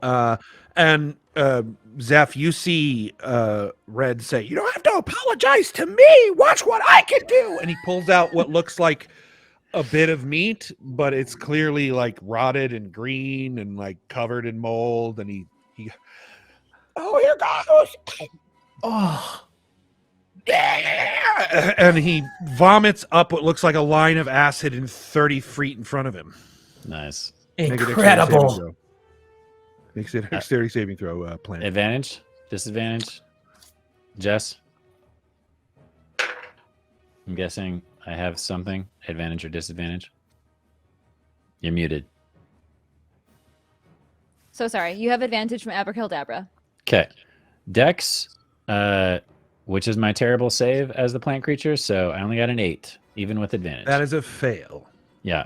So do your damage. You will take 2d4 acid, and it occurs for the next at the beginning of your turn for the next 10 minute. Excuse me, next minute. Take 5 acid. Dang. And it just keeps going?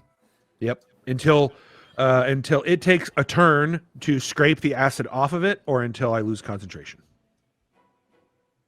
Okay. Well, it's not that smart. So interesting. It's the plant's turn.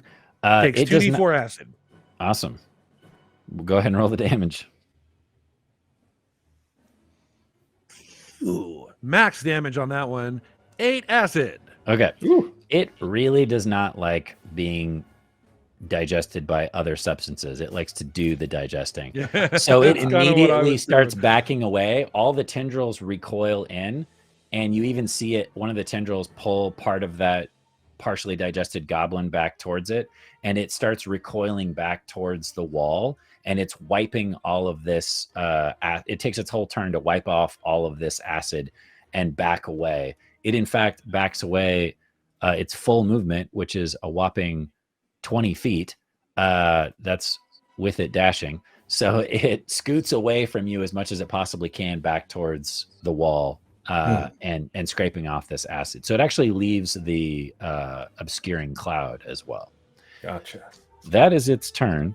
Stro is going to carry Zel out of the cloud of spores back over to where Red and Zeph were. And then he sets you down.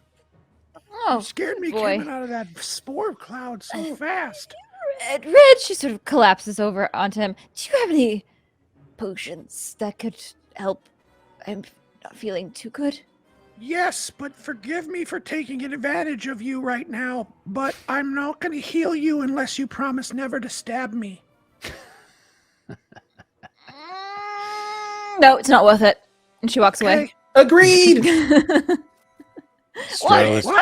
Stro is just standing there, and you all I notice wanted was you never agree, never to stab me, and you don't want to get healed. Now I feel bad. you notice that he's holding out this patch of green moss, and his mouth is just open, and he's just sort of staring at the two of you as you have this exchange. Red grabs the green moss. Thank you. It will make her feel better. Oh, I've got something that you can feel better with, Zel, as long as you promise never to stab me. All right, I heard the whole conversation. Don't even. And she just grabs it from him. Puts it in her mouth. Zeph, keep this in your mind. She wasn't even willing to get healed for the promise of not stabbing me. It was a light stabbing. It was a stabbing among friends. And you like stabbing more than you like getting healed? I can't guarantee no stabbing among friends. It's just a part of the job. I'm starting to wonder if you're not what you appear to be. Oh. You speak weird languages, and you're not willing to promise people that you won't stab them for healing, and... Red, don't yuck her yum. Thank you. Wait, what? It's Zeph, you speak many languages yourself, don't you? Zeph? Me? Yeah, don't I you do. speak many languages? Primordial and Sylvan, primarily. Yeah, see, there you go. So you understood what she was saying? The principle of it, yeah. I am confused. But that's not an It's ordinary. okay, big guy. It's okay. By the way, the moss that you're eating is the equivalent of goodberry. That's his version of goodberry. Is this green moss? It tastes like wilted spinach. No salt, no garlic, no butter. Just straight up wilted spinach. So it tastes like iron, basically. Yeah. But it does heal. The equivalent of goodberry. If you eat the whole patch of moss, it will heal you 10 hit points. Okay. The equivalent of 10 berries. I'm eating all of it for sure. Okay. You eat your spinach and feel better. How are you feeling? Do you still need healing? You still feeling I'm okay? I'm feeling okay. Okay is a good way to describe it. I'm sorry. What did we do to? Why did the plant attack us? It was hungry. It did not want to be food, so I let it know that if it was going to try to eat me, I was going to dissolve it. Wait, is it gone? No. He points, and by the way, the spores have dissipated at this point. He points, and you can see this, Zeph, because you can see crazy far. It's gone back to the wall that it was at, and you can see it kind of like curling in on itself, almost like it's trying to protect itself. But you do notice that the goblin is still kind of poking up out of the pod and being sucked back in. It looks so sad, but it killed things, so I'm gonna kill it back. Is it my turn? Sure, if you want to stay in combat, sure. I will also help Zeph and just shoot a crossbow. You know what? It's a plant. I'm just gonna say that you guys take a couple more shots at it, and you eventually kill it. Oh yeah, just a plant, just so easy to kill, that plant that almost killed me. Long story short, you guys could also stay out of its range because it only moves 10 feet. So even if it starts to crawl towards you, you blast it a couple more times with spells and crossbow bolts, and you eventually kill it. However, when you kill it, it does unravel. You notice that there's two smaller pods that pop off. It looks like that's what it was trying to grow. And the center pod like bursts open, and bits and pieces of goblin come pouring out along with some of the goblin's belongings that were not digested, because it doesn't digest hard materials like metals and what have you. It just digests flesh. Red is going to go up to where the detritus has hit some of the ground, and he's going to pick up some of the liquefied goblin into a vial. It's disgusting, but you That's what he pulls do. out. He's got some gloves that he pulls on after he does that. He's got like scientific gloves that he yeah, puts on. I mean, you just ate putrid meat and vomited acid, so I'm not too worried about your constitution. For sure. Yeah. And then he concentrates on that first, so he's completely ignoring all the hard stuff that's in there. But I imagine if he's like waiting, I mean, and it's almost like he's doing this in a like it's not the first time he's waded through the detritus of a monster. Sure. He's clearly like, oh, interesting. Stro walks over to you, Zeph, and he leans in and says, I don't know if I trust them. Why not? They seem nice enough. Look at what he does. And he points at the red panda as he's collecting up the bits of this plant. He's just being scientific. But I am plant. What is stopping him from doing this to me? Well, you're not trying to kill him currently. Why would I do that? Exactly. Unless I too was hungry and there was nothing else to feed upon. You would eat Red? Isn't that the way of nature? Well, to survive. You're not wrong, but they're friends. We shouldn't eat friends. Friends do not eat friends. You are friend. You help Stro. Yes, but not to eat people. He seems genuinely confused. You can tell by his expression that he doesn't quite understand the concept that you're teaching him. I grab Stro by the finger and lead him over to Red and just tap Red on the shoulder.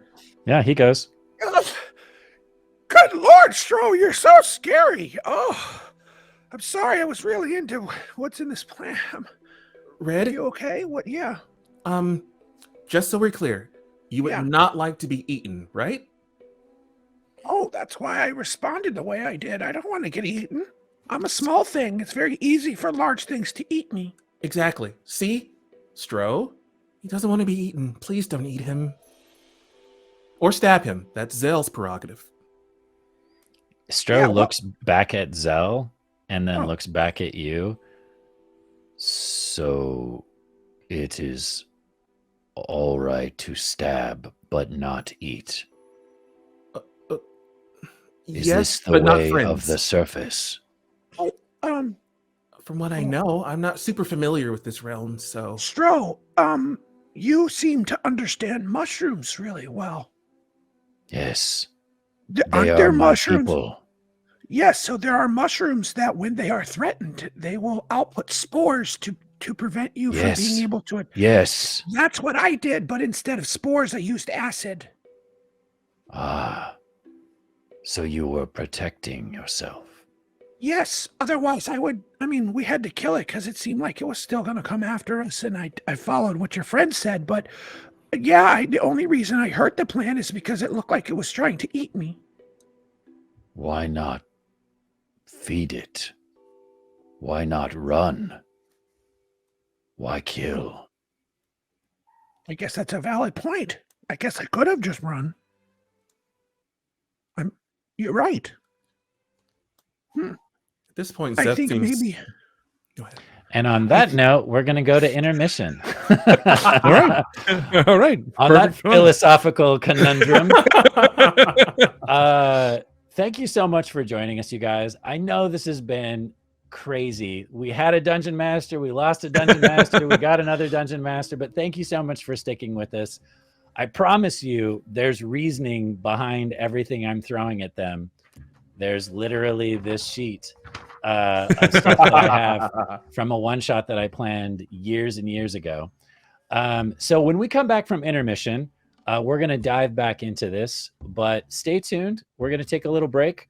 I'm going to go get a beer because I feel like I've earned it. And thank you so much. And we'll see you in 15. Bye.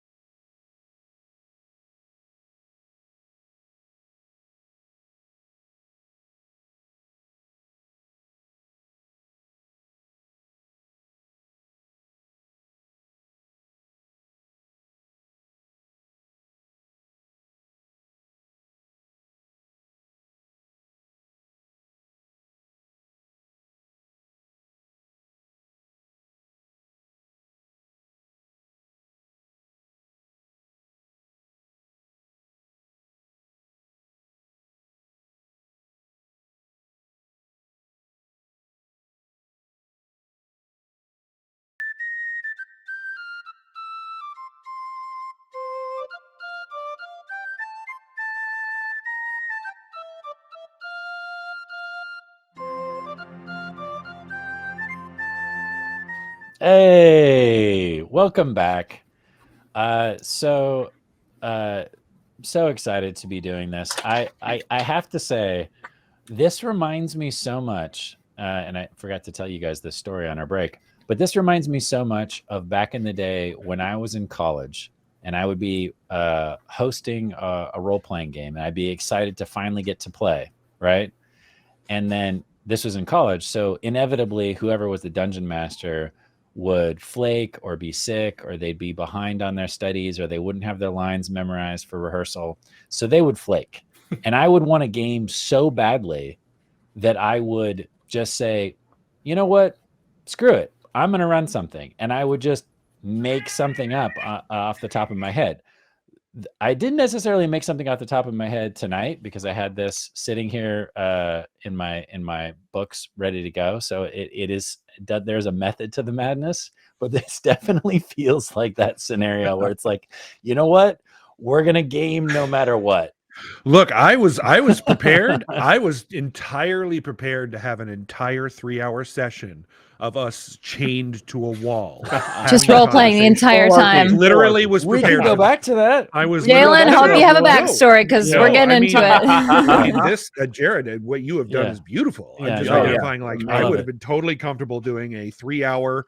Let's have a conversation while we're stuck in a prison. Yeah, that there's would be definitely some move. philosophical conversations that would happen with Stro. He's deep. He's real deep.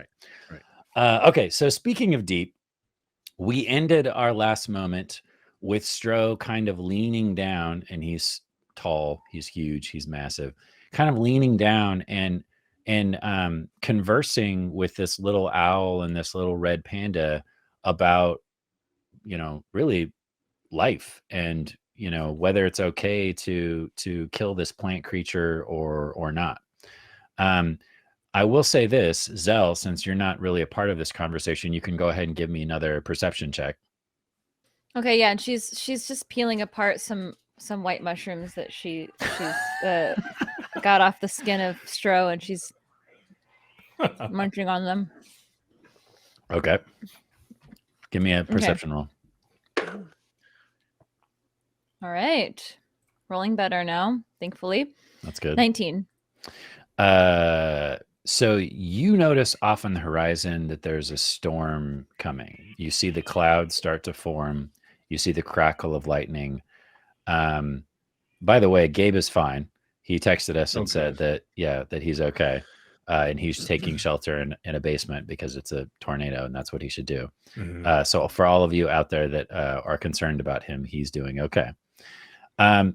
Zel, you see this storm and the clouds starting to form and darken and lightning start to crackle. And you can tell it's probably not going to be too much time before this rain cloud, thunder cloud hits. Think like, Texas thunderstorm. So there hasn't been a if you've ceiling ever on been to this? Texas. No, the stone walls, it's open to the air. The stone walls are just like a barrier or almost like a military installation, like a protective barrier to stop someone that wanted to, let's say, raid the place. Okay. Sorry to interrupt, but seems there's a storm coming. So, as there is no roof on this structure, I think we should keep trying to find a way out. Zeph, with those eyes of yours, can you see what's in this room? So you see Zeph's feathers begin to bristle a bit, and his eyes get a little bigger, even more so, and just shaking a bit. I don't like storms. They're really loud, and I don't like them. I'm sorry, what? What was your question? Oh, well, it's all right. Well, I'm sure we can construct some kind of covering for you, and you're perfectly safe with us. Look what just happened. We all turned out fine. Right. Right? Yeah, we did. Okay. Do you think you could take a peek? Just got eaten by a plant. Oh, but that's also They true. turned out fine. Just a light peck. A light pecking. That's what it was. Okay. Sort of a light strangling. I mean, I will help you minimize your trauma as much as you need. Okay. I appreciate that, Red. Thank you. I mean, look, it's very important that we all come up with our own ways to deal with things. Like right now, I'm kind of feeling really bad because Stro over there made me think that like everything I've ever heard ever was probably wrong. I know, like Papa and Daddy raised me to be a vegetarian, and now I'm questioning everything. Oh It's God! weird. If you sit down and question your morality of everything that you had to kill, you're going to be here all day. You'll never get any sleep. No, I guess we're gonna be here all day because that's exactly what I'm doing right now. Well, what, Zeph? What can you see with those big eyes of yours? Can you see? Yes. Okay, so I'm looking. Which way? To the north, right? You said, Jared? Yeah, you guys went to the southeast to deal with this plant creature. To the southwest was the hole in the wall. You have yet to explore, and there's also those stones. You have yet to explore anything on the north side of this complex. If you want, I can come with you. Will you hold my wing? By the way, I will say this, Zeph. The storm is coming from the north. Papa said, "Be brave." I will be brave. Will you hold my wing, Zel? You could stab it first if you'd prefer. Oh no! That's No not stabbing! I won't. I won't. Why didn't she? Reaches out and takes his wing. Yay! It's Okay. very Oh, I delicate. see you wanting to His stab feathers are him. very delicate. What's the height difference here? I'm 3'9". Aww. Yeah, He's like, Alkins same as are not Red. huge. No. They're not huge creatures. So I'm with two little tiny And a giant animal swamp creatures. thing creature, yes. It's even bigger than you. Stro, Yeah. would you like to hold my other wing? Yes. Yay! And he reaches out, and when he reaches out, his whole hand, it's so big, it's like a basketball player's hand. It wraps around half of your wing and kind of encompasses it. And he doesn't crush it or anything. You know, he could. He doesn't crush it or anything. He just kind of gently wraps his claws around your wing. Okay. Zeph, I have a question for you. Have you ever heard Stro go off? You mean get angry? Yeah, like, hey, Stro's gone off, like Stroganoff. You're fired. You're still fired. That was a pun. I'm just trying to get his mind off the storm. He has, actually. He's very, I wouldn't say scary unless you're his enemy, and then watch out. But other than that, Yeah, that I got. I feel safe That for I him got with pretty Stro. clear. And you should feel safe with Stro too, because he won't eat you, right? Here's what I appreciate about Stro. What I just experienced was he asked you before he made a decision about something he was confused about, and that decision might have been the end of my life, so thank you. We're simpatico that way. Yeah, okay. So Stro is someone I will try to explain my decisions to so that he doesn't rip off my arms. See? Progress, Stro. Okay. Stro, you are very Mike-ish.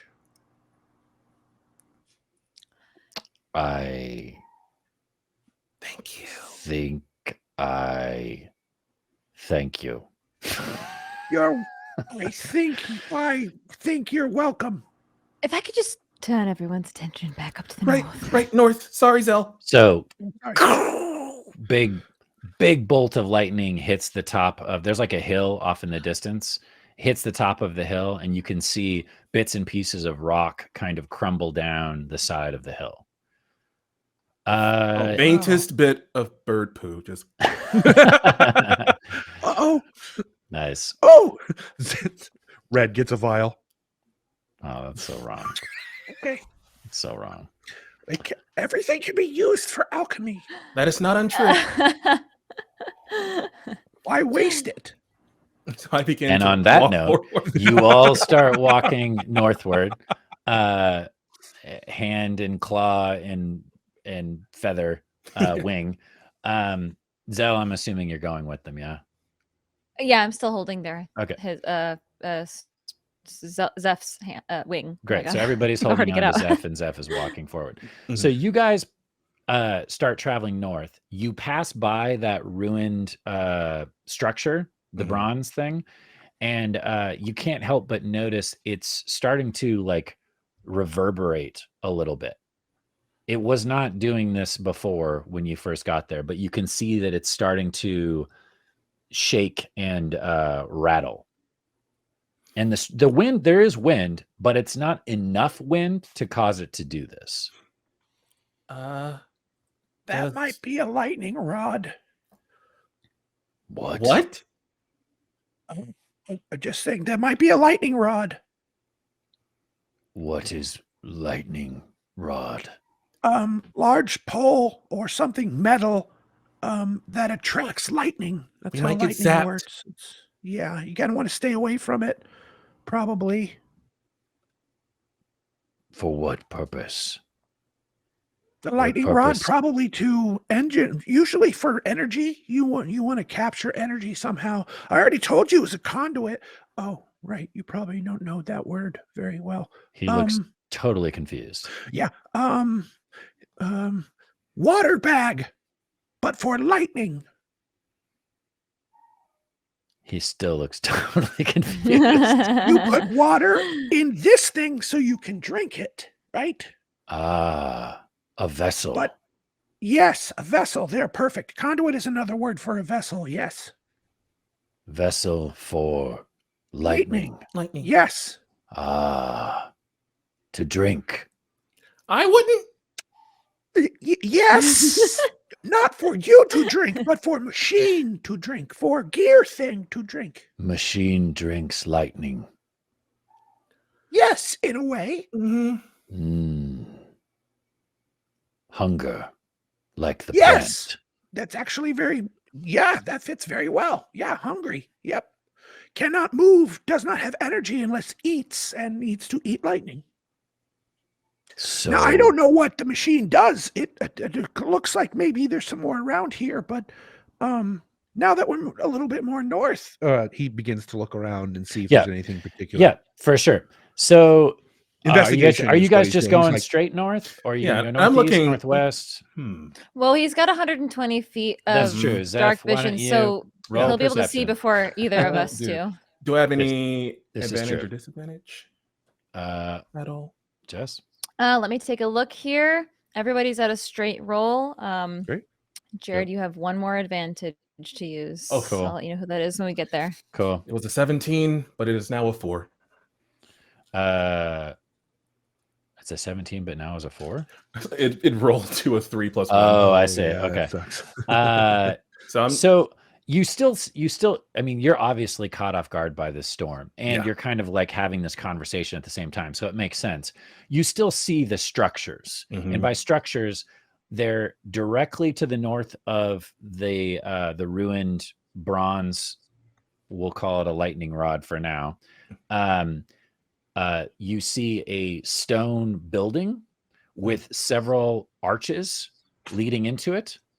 And then to the left, you see a squat round building, almost like a hut or a yurt, but it's clay. Oh, gotcha. And then to the east, you see two structures, a square building and a round building, and there's a walkway built in between them. So 3 buildings in total. I would give you more information, but you rolled so terribly that I'm just giving you the basics as far as what the buildings look like, the shapes. Gotcha. So plus you're using dark vision, so you're literally just seeing this in black and white anyways. Yeah. So I turn to the ones holding... Oh, go ahead.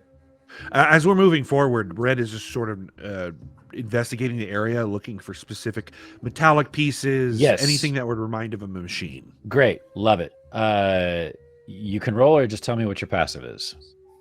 Passive is 16. That's plenty. So you see a bunch of pieces of bronze, detritus, bronze broken chunks, little like levers, wheels, sprockets, whatever, leading almost like a trail to that round clay building to the northwest. That's what you see. Does it look like maybe something moved in that direction and was just spitting out metal? It looks like as if you were like, let's say you were going and collecting timber, right? And you were collecting wood and you were accidentally dropping pieces of wood while you were moving it. That's what it looks like, only bronze instead of wood. I think that building over there might have some sort of something in it. I think they moved some bronze pieces into that building. They may still be there. We should check it out. What do you think? It's a building. It also might get us out of this storm, so I thought that might be helpful. I'm for it. Yes. Yeah, I figured. Okay. Stro, do you want to take point on this one while we follow you? Point? Yeah, head of the pack, leader. What he means is you're big and strong, so why don't you go ahead and I'll be right behind you. If you need anything, I'll be right here.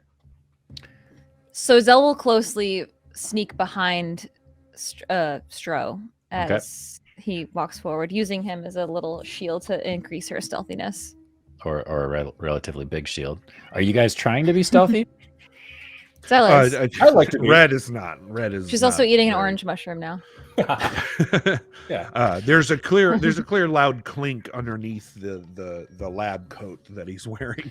Okay, so if you're trying to be stealthy, roll stealth. If you're not trying to be stealthy, just tell me what your base stealth score would be. So whatever your 10 plus your stealth bonus. How does that work when you have disadvantage on that check? Oh, you're at disadvantage? -5? Yeah, disadvantage on stealth. Yeah, I'm wearing well, then just roll. Just roll. Okay. Tell me what you're getting. I rolled really bad. 11. I rolled a 20, and then I rolled a 5. Oh, no. I rolled a 15. Okay. Yeah, so not being stealthy at all. You start to get over there, and you for a second hear like metal clanking sounds. You can only speculate that's what it is. And then you make noise, and then they stop. And you get up to, stop. The sound inside the building stops. You get up to this building, and it's a round, like I said, clay building.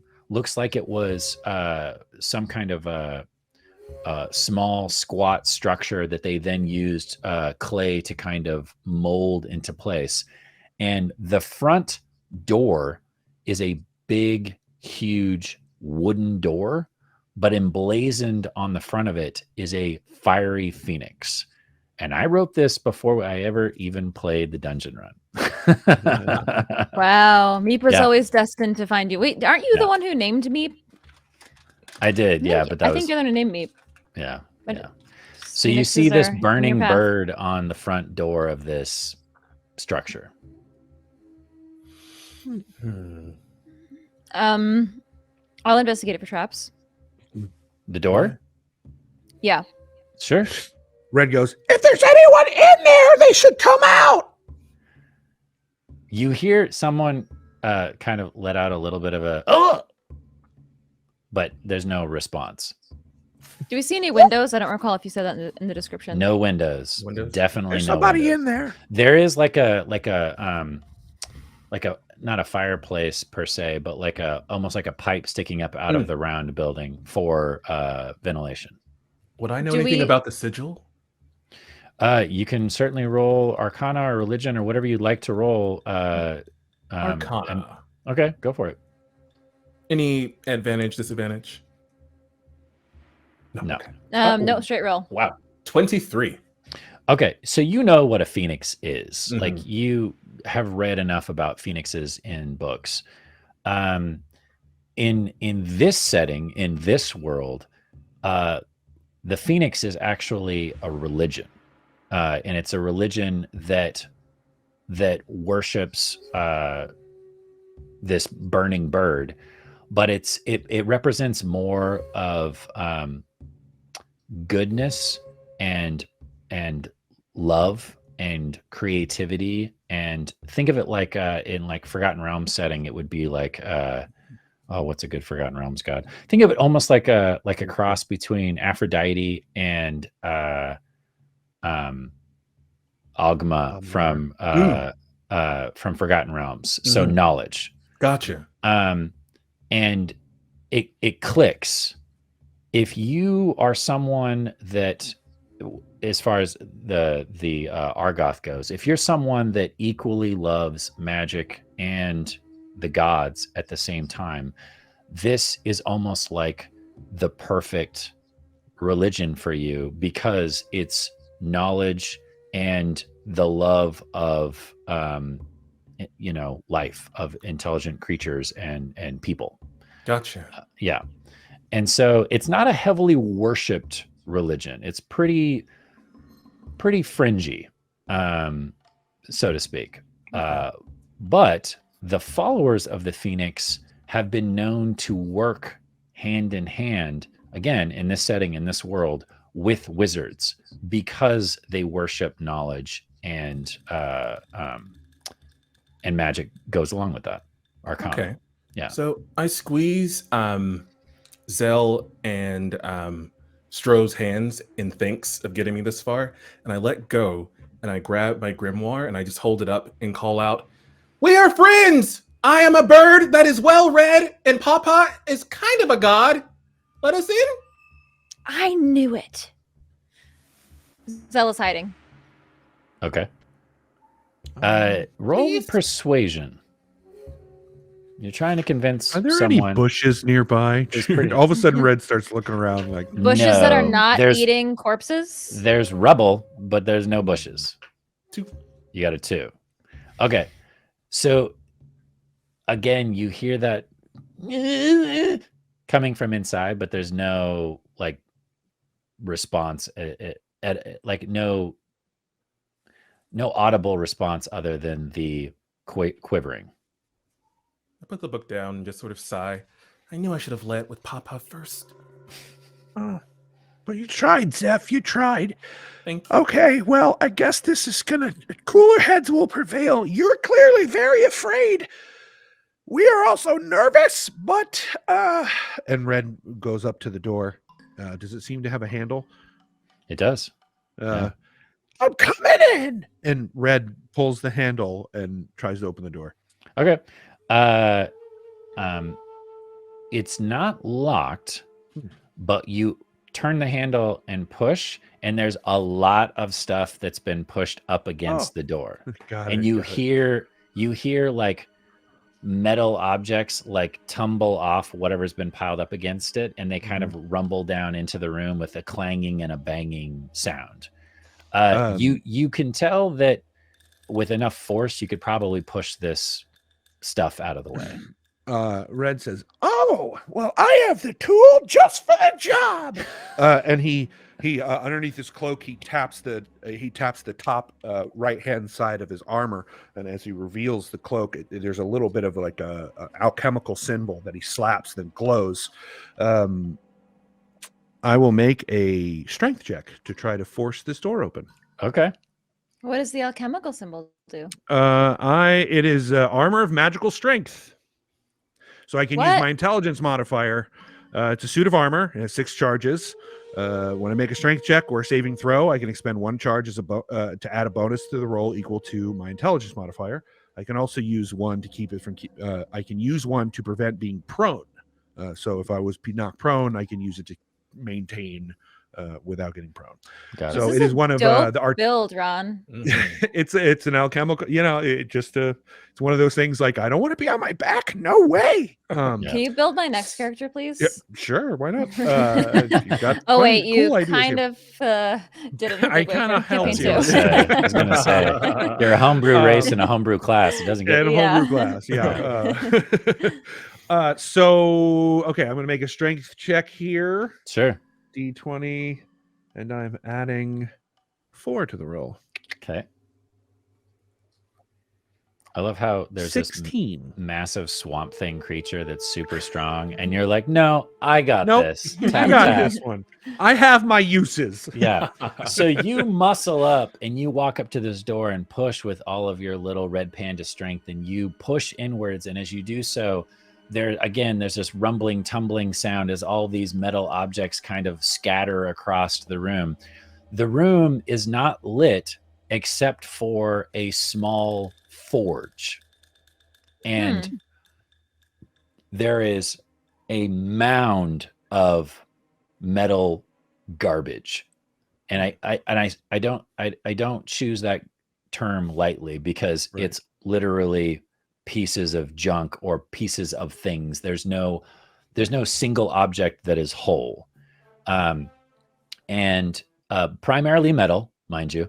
But as you push into the room, there is this dim light coming from this forge, and you hear a creature, and then you see them very quickly scuttle to back behind the forge. You're the only one that sees this, Red, because you're the one that pushes the door open.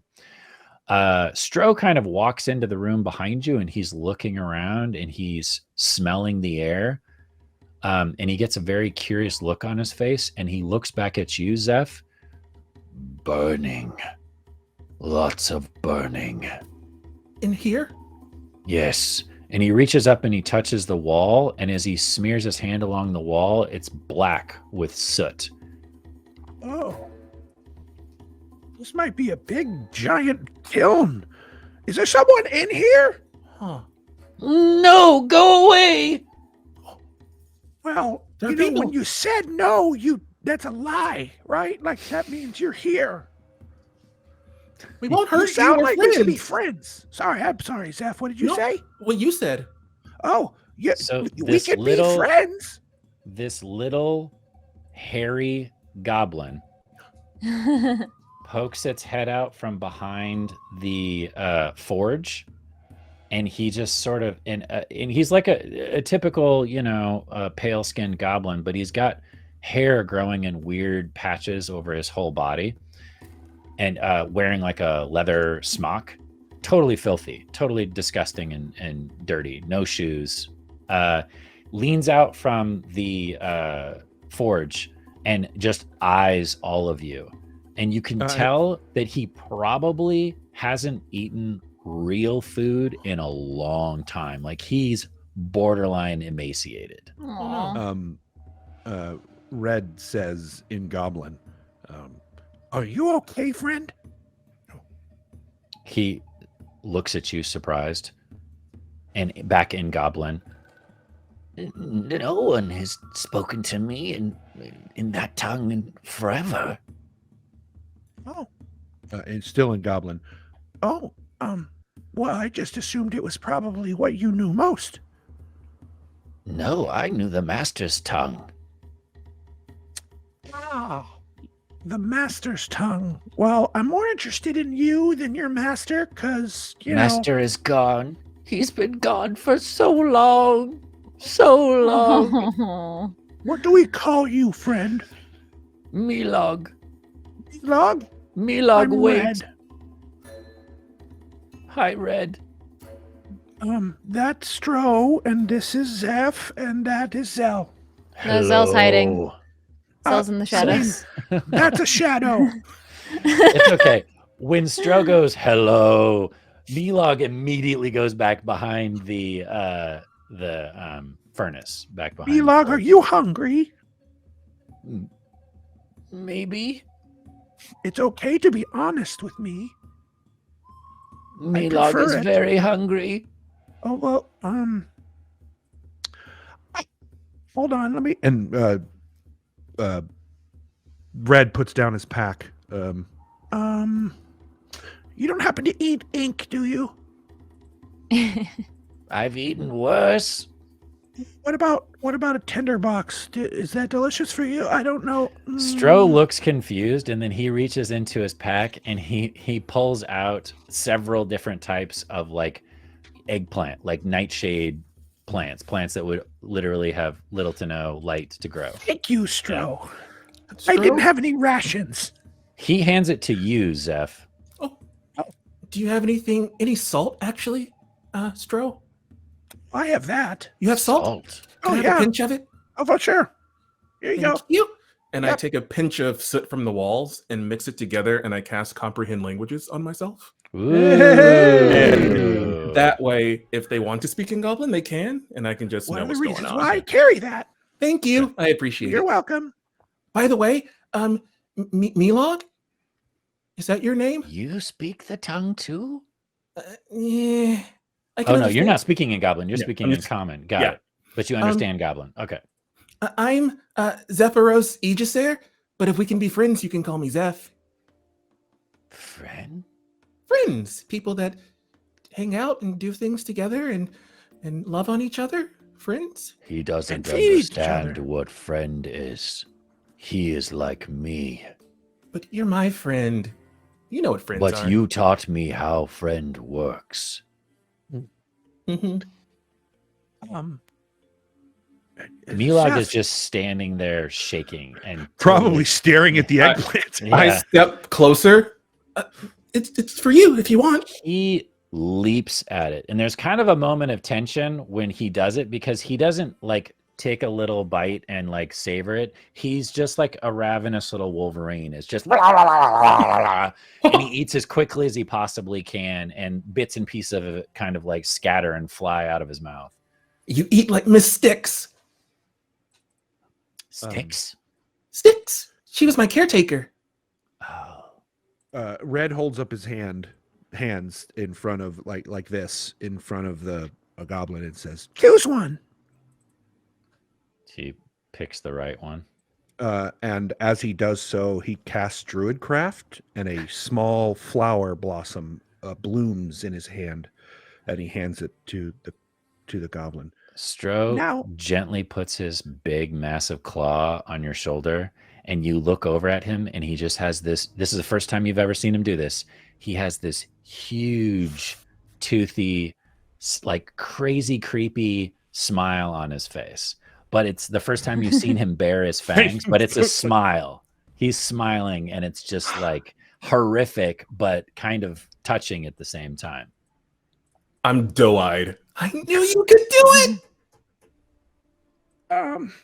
Would You look back like- at Milog, and Milog is also staring up at Stro and like somewhat paranoid. Yeah, so is Red. Red and I think Milog are probably sharing a face right now, like,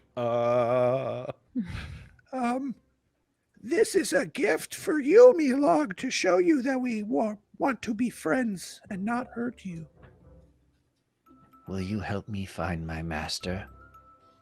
I was going to ask about that. Yes, we can certainly help you find your master, but first we would like to ask you some questions so that we could be better informed on how to do that. Milog will answer any questions if you promise to help Milog find master. I will do my best to help you find your master. Okay, well, great. Whew! I don't know about you, but my heart is beating really fast. Okay, who is your master? Argoth. He is the Oh. one that built all of this. Yeah, we had surmised as much. You know Argoth? Yes. How long has it been gone? Oh, many years. I think. You I stopped never keeping left? track after a while. So you just stayed here and continue to do what you do? Yes. What do you do? I collect. I bring to master. Master Just- builds So you just find metal and bring it here? anything. Metal, strange stones, plants, Magic? herbs. Yes. He liked magic. I do Very too. much. Yes. I do as well. I brought many magics to Argoth. Anything me and my kind collect, we bring to Argoth. There are more of you here? You have Yes. friends? Yes. Not so Hey. much friends. And he Oh. kind of looks to the side when he says that. where does he look exactly? At the furnace and the pile of rubble. So this room is covered in soot. Why? This is where he would work to build. The whole place? Some, Mainly the structure, the statue. You know what it does? He nods and sort of shrugs at the same time. Uh-oh. You've seen it work, but you don't know how. It needs power. Like lightning, for example. Yes. That is why we built here. The storms come What's the forge for? to help build that. What's he point to when he says that? The bronze structure. Okay. Out the door. I got you. So, Milog, how often would you say that the storms come? Like once a decade, a century, a millennium? He's shaking his head. They are at least a month. Every month. Every month. Yes. Joy.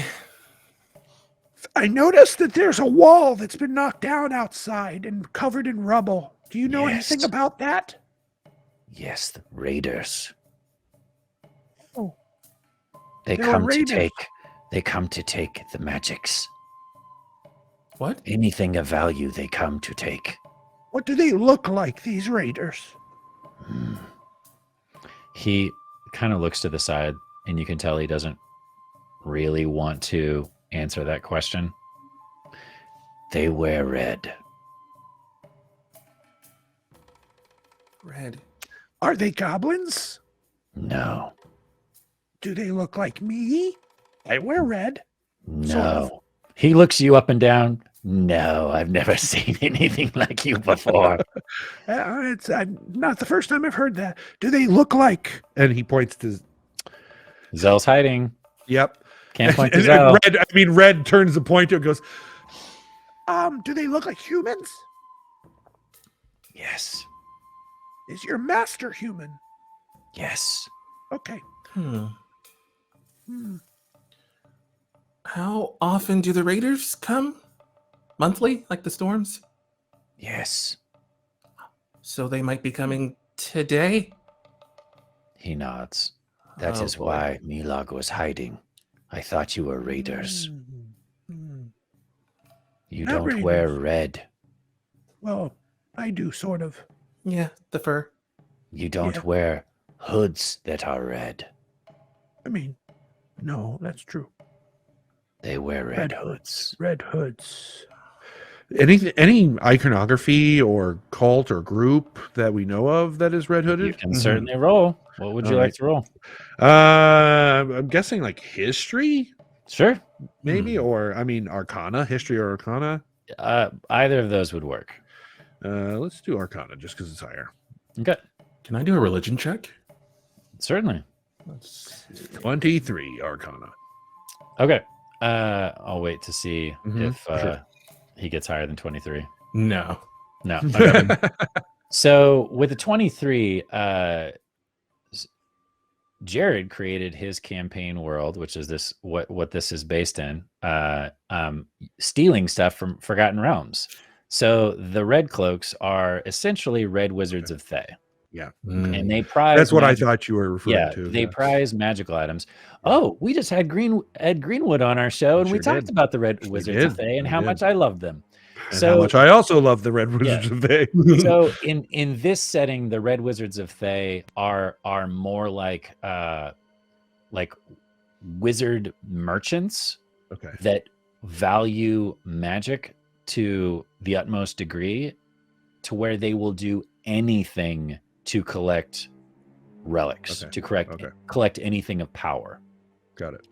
And by anything, I mean they will burn a city to the ground if Right. that's what it takes to There is collect no- one relic. Yeah. There is no moral quandary. Yeah. Gotcha. Yeah. Um, And they tend to that's- wear red hoods. They tend to shave their heads, and they tend to have a lot of magical arcane tattoos on their body. This is probably the most important question I'm going to ask you so far, Milog. Do they have tattoos on their face a lot? Some, yes. Okay. Yeah, he's talking about the red cloaks. We may not want to stay here too long. Milog, you should probably leave this place, at least for the short term. You can come with us. I must wait for my master. So you say your colleagues are here, like other goblins? Yes, some left, some stayed. What do they do specifically? We all had jobs. So you don't really know what their jobs were? Milog spent most of his time here unless he was collecting. Some make food, some clean. Goblins not very good at cleaning. No, I could told you that. So did any of them protect? Yes, some. Okay. The brave goblins. Don't often hear those two words go together. While this conversation's happening, Zel is sneaking around investigating the home that they're in and looking for more clues. The outside of the forge, you mean? The outside of the Phoenix building? Well, I had imagined that she had snuck in with the group, but if that's not possible, then yes. It's not that big of a room. It's a forge room, so think like a smithy. Yeah. You can certainly have snuck inside, but if you're going to remain hidden, you would have probably ducked away behind some debris in the shadows. Yeah, I mean, she would have known how to maximize her investigation and stealth. So if that means she would be outside investigating, then that's what she'll be doing. Yeah, I mean, you could probably climb to the top of this building if you wanted to, if you really wanted to kind of keep a lookout or see what's happening. The storm is coming, though. You know, it's only a matter of time before this hits.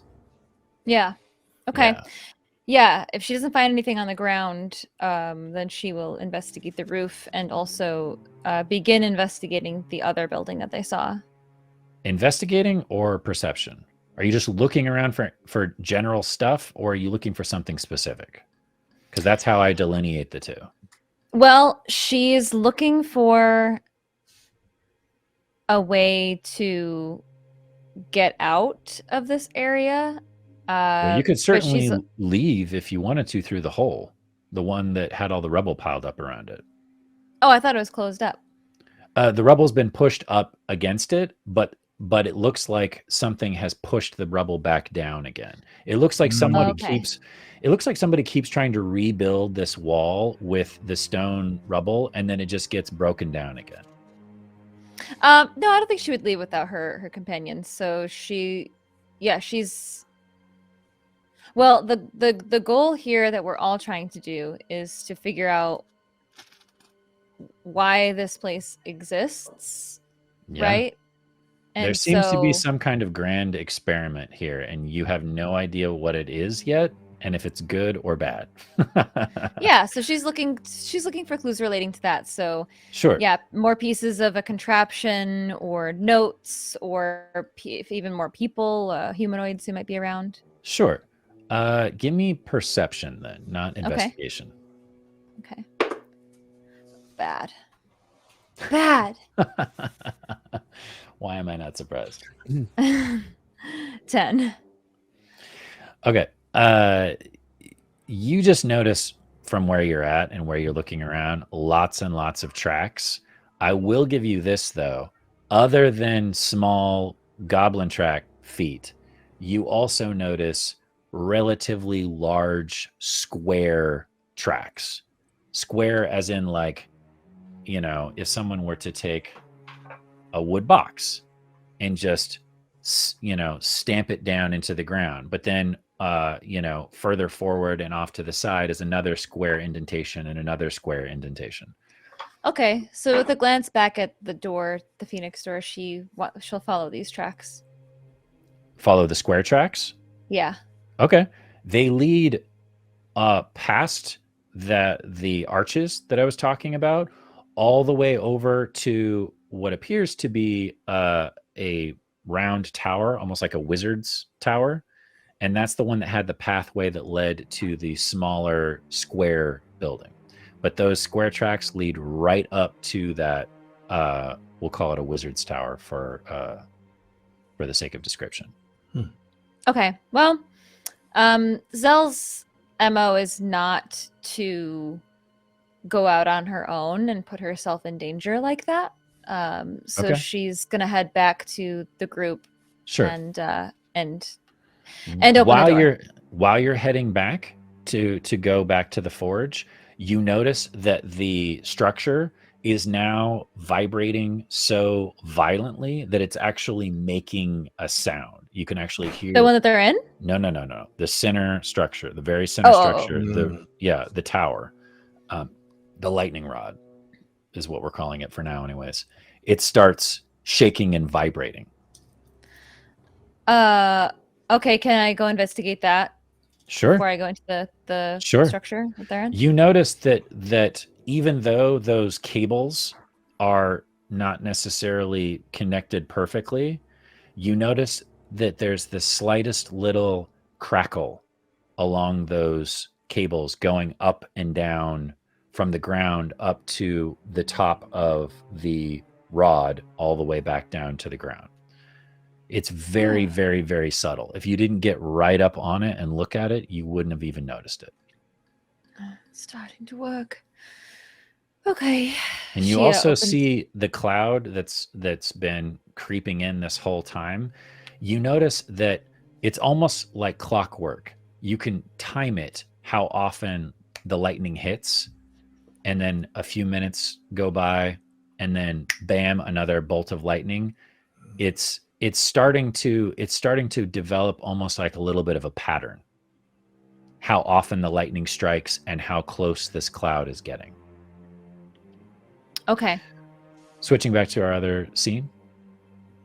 Vlog, there were cables outside attached to the main. What are they for?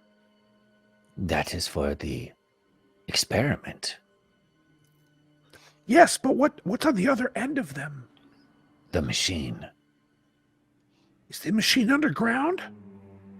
Some of it, yes. Some of it, no. What does the machine do? He doesn't seem to really know what that machine does. He just takes a big, deep breath and then goes, "It's complicated." Okay, But I will say this. Master has always wanted magic and the gods to become one. well, that's a problem, right? No, the master is brilliant. Oh, yes. Brilliant people can cause problems all the time. I've seen it. I don't think you have enough knowledge in this area for it to be fruitful. So you've just been hiding in here? When's the last time you forged anything in here? I don't normally make, I just bring things. And you notice that this room is completely filled with random stuff that he's obviously collected and brought in. Yeah. Right. He's got years of stuff that he's gone out and collected and brought back in. Does it feel like he's magically suggested to do this? Does it feel that way? Like, that's a good question. Yeah, you could roll Arcana. Okay. 19. You don't think so. You think like this gave him purpose. Gotcha. Before this, he did not have purpose, and now he has purpose, and he seems to be very willing to follow someone that's smarter than him, especially if that person is kind to him at all, and that seems to be the situation. Got it. Okay. Yeah. Okay. So he's doing this of his free will then. Correct. Okay. You also don't think he knows much better. Right. Yeah. I mean, I get that feeling for sure. Yeah. I'm out of ideas, Zeph. The only other thing I can think of is go check other places. Yeah. Milog, do you know where the heart of this experiment might be around here? Yes. Yes. You do? Can you take us? We could go on our own if that's uncomfortable for you. He just points slowly out the door and across the way. And as he points, Zel, you're coming in, and he gets startled and immediately starts to go back behind the furnace again. No, it's all right. I'm not going to hurt you. She won't. She won't stab you at all. No. Well, not intentionally. Even Stro is like, Zel, will you please not stab him, please? I will not right now. The contraption out there is it's vibrating in sort of a pattern with the approaching storm. It's working. When he pointed, where did he point? He pointed across the way. There's a building that she was literally just at that had the squares in the ground, the tracks, leading over to that round wizard tower. That's where he points. So you said it's working outside? It's vibrating, making a sound? Jared, it was making a sound, was it? It was just vibrating? Yeah. It was rattling enough to where it was making a sound. Oh, I see. Yeah. Okay. The vibration was causing a sound. Okay. Correct. Or the rattling. Got it. Correct. Can we hear it from in here? No, but if you step outside of the furnace, yeah. Yeah, I just want to know if we could hear it. Sure. Sure. Yes, I also think that the structure to the west needs investigating because there's this odd square footprints in the dirt. So yeah, Milog was just saying that's probably where we should go. Oh, Milog. Hi. Hi. Are you all done this here? is Zel. That's the one I was telling you about, Zel. Yes. Hi. He's looking for friends, Zel. I told him we could be his friends. Oh, yes, you can be his friend. That sounds great. I'd love to. Can we go? Stro, I really appreciate your height in situations like this. Be careful, Stro. She might stab you. Just be on the lookout. Stro will go if Zeph says so. We can go. I do have a question for Milog before we do, though. Yes? Do you have a dream? Good question. I dream of a lot of things. Something you aspire to be, to work on, to go? I wish I was as smart as the master. I'm sure you have your own special and unique talents. Everybody does. I'm very good at collecting things. Yeah, I like to do that too. What's your most favorite thing that you've collected? Oh, and he goes over to the pile of junk and he pulls out a bronze rod. Oh. Aww. This was the lever. Oh. To the machine. The one outside? Yes. That's vibrating? Yes. I will trade you this. And I pull out a python. He's like, I have 20 of those. But you don't have this one. And this one. I'm going to use deception. This one was owned by Argoth himself that I found a long time ago on the side of the road. What? Did he sign it?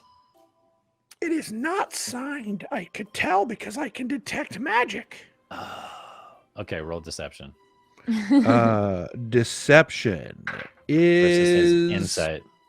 Yeah, 13. Well, this may not come as a shock, but he's not horribly intelligent. I rolled a 9 with his -1. That's an 8. So, but you have advantage from Workspace. You there shut up. Thank you. Shut up. That's a 5, so even worse. Okay, great. He believes you that the Python was once Argoth's, but you can also tell that he very much values this rod. I don't know. This is very important to the master.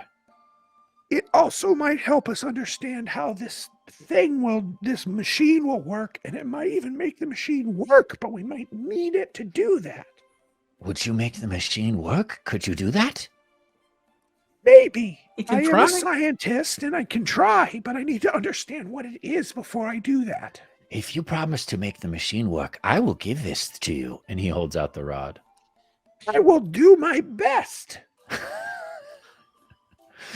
Roll deception. I know you're I not. mean, I'm being true. I know you're not being honest lying there, in the but no, but classical I'm sense, not but there's getting what he obviously wants. some nefarious For things. sure, Yeah. for sure. Ooh, 17 this time. Yeah, I got a 9. What plus is wisdom? I mean, what's the average stat of a goblin? Wisdom is a -1. Yeah, he believes it. He believes it. So he hands the rod over, and notice I hand the python back to him. Yeah, he takes the python and he pockets it. Not that he's got very many pockets, but he takes it. He hands over the rod, and the first thing you notice on this rod is it's completely covered in runes. Like, it is clearly not just a metal rod. What's like the alphabet? What's that? Do I recognize the alphabet? Do I recognize the runic alphabet? Possibly. Roll Arcana. Ooh, can I do the same? Sure. Look at this, F. Huh. 14. 22. Okay. So with a 14, you can tell that this is definitely infused with magic. Mhm. And you can tell that it's definitely got enchantment, but it's also got evocation mixed in as well. With a 22, you can tell that this is not a rod in the sense to where like you would plug it in like a lever and lift it up or pull it down. It's actually like a conduit or a cable that would connect to things. And as you're looking at the runes, you can see that the runes would amplify whatever gets passed through it. So think of it like almost like a battery, but like a supercharged battery or something that that would transform lesser energy into more. Amplifier, really, probably. Yeah, Amplifier. exactly. And the runes appear to be a mixture of giant and dwarven. So if you understand giant or dwarven, I do understand giant. For an hour, I can understand, I believe. Yes. So comprehend spoken or reading? I think it's reading both. as well. Let me see. For the duration, I understand the literal meaning of any spoken language, and I understand any written language I can see. Oh, great. Okay. Nice. But I have to be touching it. I mean, Red clearly came over and was like, Does this look like, do you understand? Gotcha, yeah. So we can both read it, I think. Yeah. So, and you can probably understand why the Red Wizards would want this to such a degree. He's taken 2 different forms of runes and interwoven them, the giant and the dwarven, and he's actually connected them. And the runic language essentially says in giant and dwarven, the storm god cometh, the storm god reborn, the storm god and magic become one. Oh. The storm god. Yeah, and reborn and magic and the storm god become one. One, yeah. That doesn't sound and then Red realizes that that Milog's right there listening to what we're saying. Sounds like a great idea, is what it sounds like. So we're gonna go over to that building over Just here. then, you actually hear lightning strike, and you can tell it hit one of the buildings. And by buildings, you know how I said it's a circle, and the north part there was that area with the arches. The arch area, one of you glances out, we'll say it's Stro because he hasn't said anything for a while, glances out and sees it and says, "The lightning hit the arch." And you can hear rubble kind of being scattered down around you. The building literally erupted from the lightning strike. I shed a few feathers as that happened. Red picks one up, puts it in a vial. Milog, you have been a very gracious host during our time here. Can I play you a song before we leave? Sure. And I take out my bird pipes and I just play a little song for him because I feel bad that we're kind of taking advantage of it. Okay. Is that a performance check? Sure. Okay. please. You're essentially trying to like assuage him. I am, but not with the 6, I don't think, because I'm kind of shaking as I'm doing it. He just kind of bops his head and smiles. I haven't heard music in years. Do you like music? Yes, mainly drums. Oh, And then Stro turns around. I love drums. he's so good. Yes. And he reaches up into his sack and you see him pull out this set of like 3 drums that he looks like he's actually made by stretching hide over the top of like weird looking gourds. He's about ready to play when another lightning strike happens and he looks outside and realizes now is probably not the best time and he puts his drums away. and oh, I was gonna leave him with something. Oh no. Oh well, I guess we better go. Yep, nice meeting you, Milog. Milog just waves. Good luck starting the machine. Also, friends? Friends. Yay. And I walk out. As you guys exit, you look off to the south, and there's enough light in the sky at this point, enough lightning happening. You see shapes. You see 4 men on horseback, and they're riding up the side of that wall, part of the wall that's been broken away. And you see the horses kind of peel up on top of the rubble, and 4 men with red hoods are sitting on top of these horses, and they're just kind of scanning the horizon at this point. So right now they're just shapes sitting on top of horses. They might have seen you. You're not quite sure, but this is you literally just coming out of the building. I don't know what to do. Run. Run, where? Run where? And Stro points towards the wizard's tower, and he starts running that direction. I'll follow Come on, him. Zell. Yep, Zell's running after them too. Are you trying to be stealthy or no? Zell is. Yeah, I'll try and be Okay. stealthy. Yeah, I'll try. Sure. Okay. It is nighttime, so that'll give you a little bit of a bonus. Natural 20. Oh, there you go. Nice. +4. You can fly, so it'd be much easier for you to. What about the rest of you? 26. With my disadvantage, it's a 14.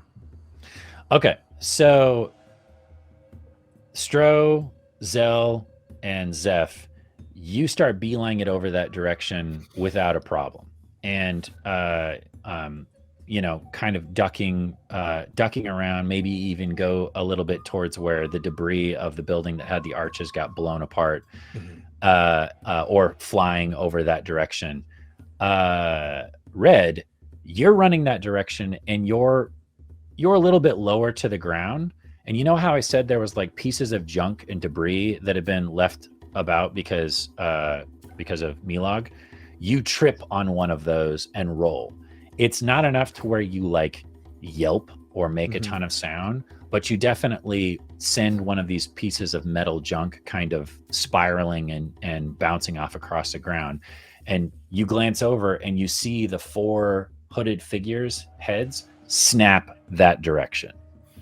And one of them brings their hand up, brings it to a fist, and then points your direction, and all 4 of them start riding down the rubble your way on top of horseback. Red almost instinctively. How far are they from him? They're quite a ways away, Okay. but they're on horses.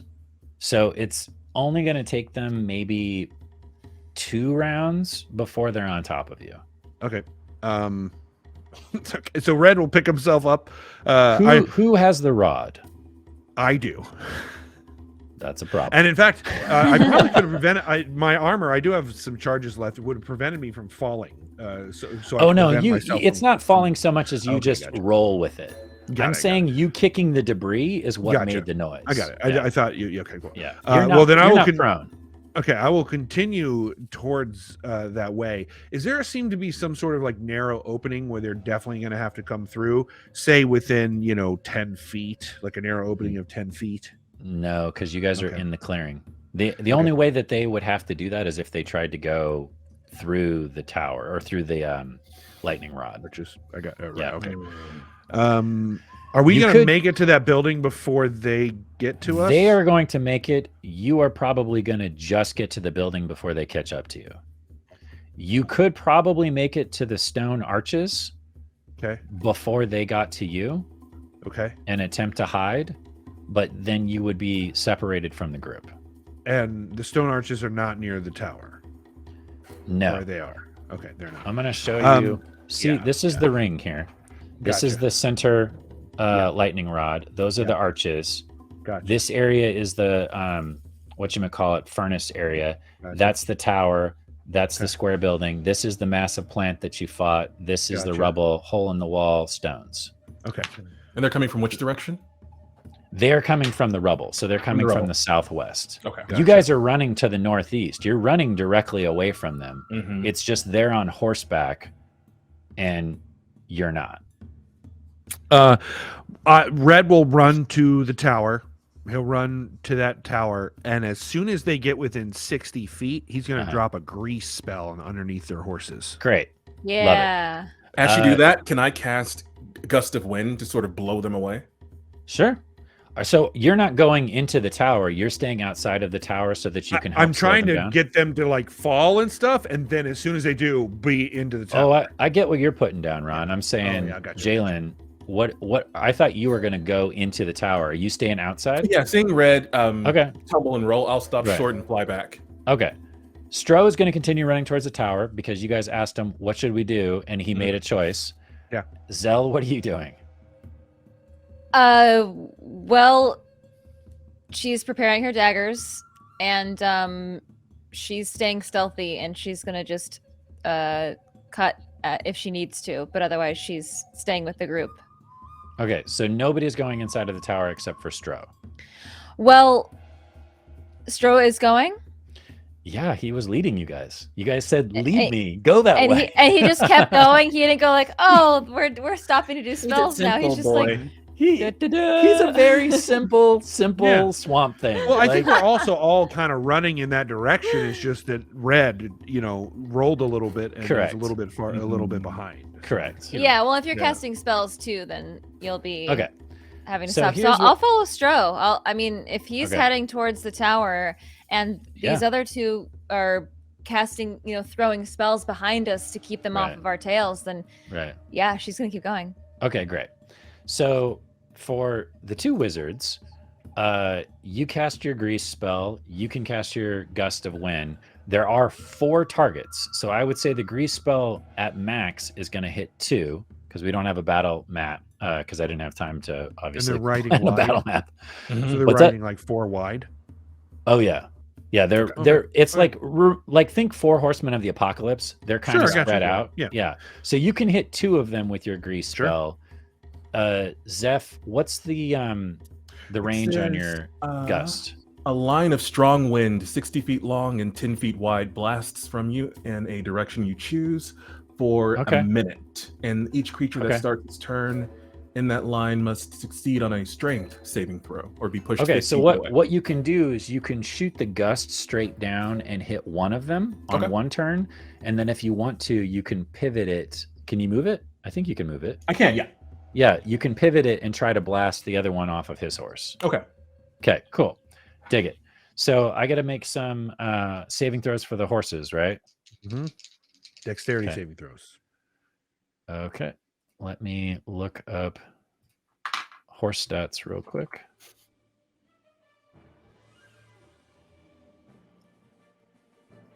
Riding horse. Dex, you said? Dex saving. Okay. I got a 14 and a 1. 14 passes, 1 fails. Okay, so one of the horses totally eats it and throws its rider, and the rider goes sprawled out onto the ground. The other horse, I'm going to say, is smart enough to, it sees the grease, or at least sees one of the horses trip and fall, and it leaps over the top of the grease and continues charging forward. Okay. And then I got another saving throw for... Yeah, strength save of 14. Okay. I'm sorry, you do have advantage from Chifrikas as well. Okay, thank you, Chifrikas. They're not super strong, the wizards, but I still got an 18 with my advantage. Gotcha. So the wind hits them, and you can see the cloak get blown back. You see the shaved head. You see the tattoos. And you actually notice that the tattoos go all the way around the skull to the front of the face, even. Like the tattoos are, there's literally like this much of their whole body that's not covered in arcane tattoos. Gotcha. But as the hood gets blasted back, it does kind of cause him to choke up on the reins, and he slows the horse a little bit. He doesn't fall off the horse or anything, but he does slow down from the gust. Gotcha. Yeah. So I'm just going to take this in waves instead of worrying about initiative. So switching scenes, Stro bursts into this tower, and when he bursts into the tower, and Zel, you come in behind him, you see machinations that blow your mind. Like, you see huge levers and gears, and it looks like there's a couple different conveyor belts that are made out of leather or hide, and dust and debris is kind of shaking off of this machine because it's starting to speed up. And you notice that there is a perfect area where there's two ports that a rod could be slid into that would connect one part of the machine to the conveyor belt itself that is revving up. And Stro bursts into this room, glances around, and immediately looks past the machine down the walkway, the hall leading to that other building, and he turns back around and says, "Something comes." And then a large wooden crate gets hurled across the room and slams into Stro, and he rockets across the room, and his back hits the wall, and wood explodes across the room. Something just hurled a crate across the room at him. Make sense? Oh, no. Yeah. Yeah. So you have a choice. You can enter into the room and deal with whatever just messed up Stro, or you can turn around and try to help face off the Red Wizards. She will whirl out of the doorway and look and see how far away Red and Zephyr. They're quite a ways away because they stopped halfway so that they could cast their spells to slow these guys down. And there's nothing else in the room besides this contraption that needs the lever? You would have to go inside to see more. You're standing in the doorway at this point. You haven't even seen what threw the crate at Stro. Okay, so she'll flick her daggers inside of her sleeves before she whirls back in, and she'll put her hands up and say, "Hello, I come in peace. I am trapped here. Help me, please. Is anybody here to help me? I'm all alone." So go ahead and roll your performance check.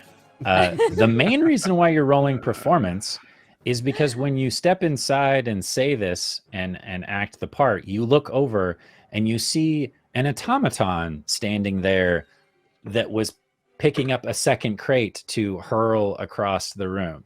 So you're going to try to convince this automaton that you're not a threat. May I roll deception? Sure. Yeah, sure. Okay. I mean, you're trying to lie to a creature that doesn't really have a brain. It's more like programming. I rolled very low. Again, 12. Okay.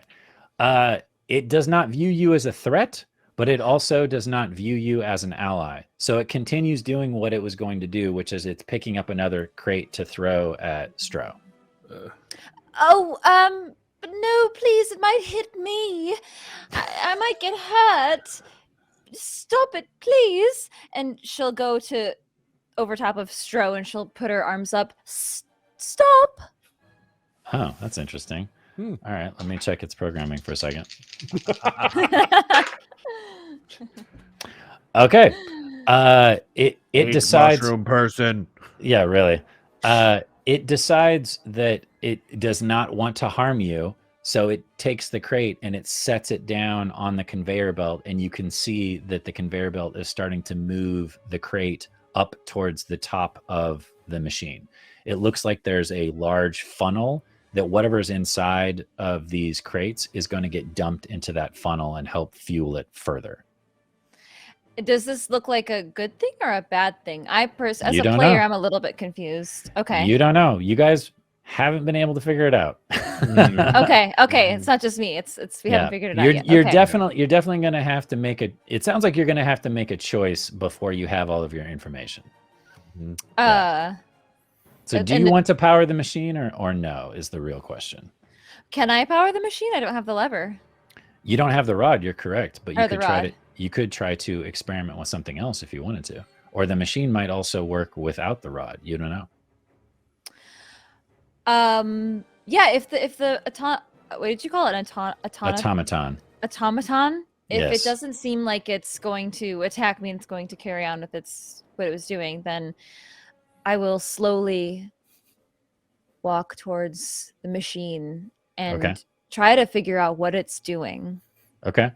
You're definitely not skilled in machinery. No. So definitely not. what skill would you like to attempt to use? Well, I'll tell you what, we'll get back to you. Jeez. Let's go back to the battle with the Red Wizards. okay. So cutting back outside, you still have one man on horseback that's going to ride down on top of you in the next turn, and another guy on horseback that was slowed, and another one that has been completely untouched that is also going to be getting there.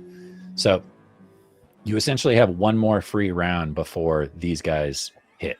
And you notice that the two wizards that were not hit by anything, both of them have fire starting to form in their hands. So what Red's gonna do is cast an acid splash at one of them that's closest nearby, and then run in the door. But what he's gonna do is he's gonna cast it through the rod. Oh, okay. All right. Them. Because you told him it was an amplifier. You know, it certainly is. Maybe we'll It do something to this acid is. splash. Yes. So yeah, he cast acid splash. Dexterity saving throw. Okay. I mean, he's the acid targeting the splash- horse. Oh, you're trying to go for the horse. Interesting. Yeah. Okay, so that's a dex save. Mm-hmm. Wow. I actually can choose both of them. Oh, I okay. can choose the horse and the rider. Well, the horse got an 18, but the That wizard only got a saves. 10. That fails. So it takes 1d6 unless the amplification does something to it. What the amplification does, because there's lightning out and about, you need to make a dex save yourself, my friend. No. Somehow I knew that might happen. I was still going to make the chance because it's Red Wizards of Thay. So rather be killed by lightning than Red Wizards of Thay. Mm-hmm. Well, you never know. This 20'd it! Oh! Yes. Okay. So because you nat 20'd it, this is what happens.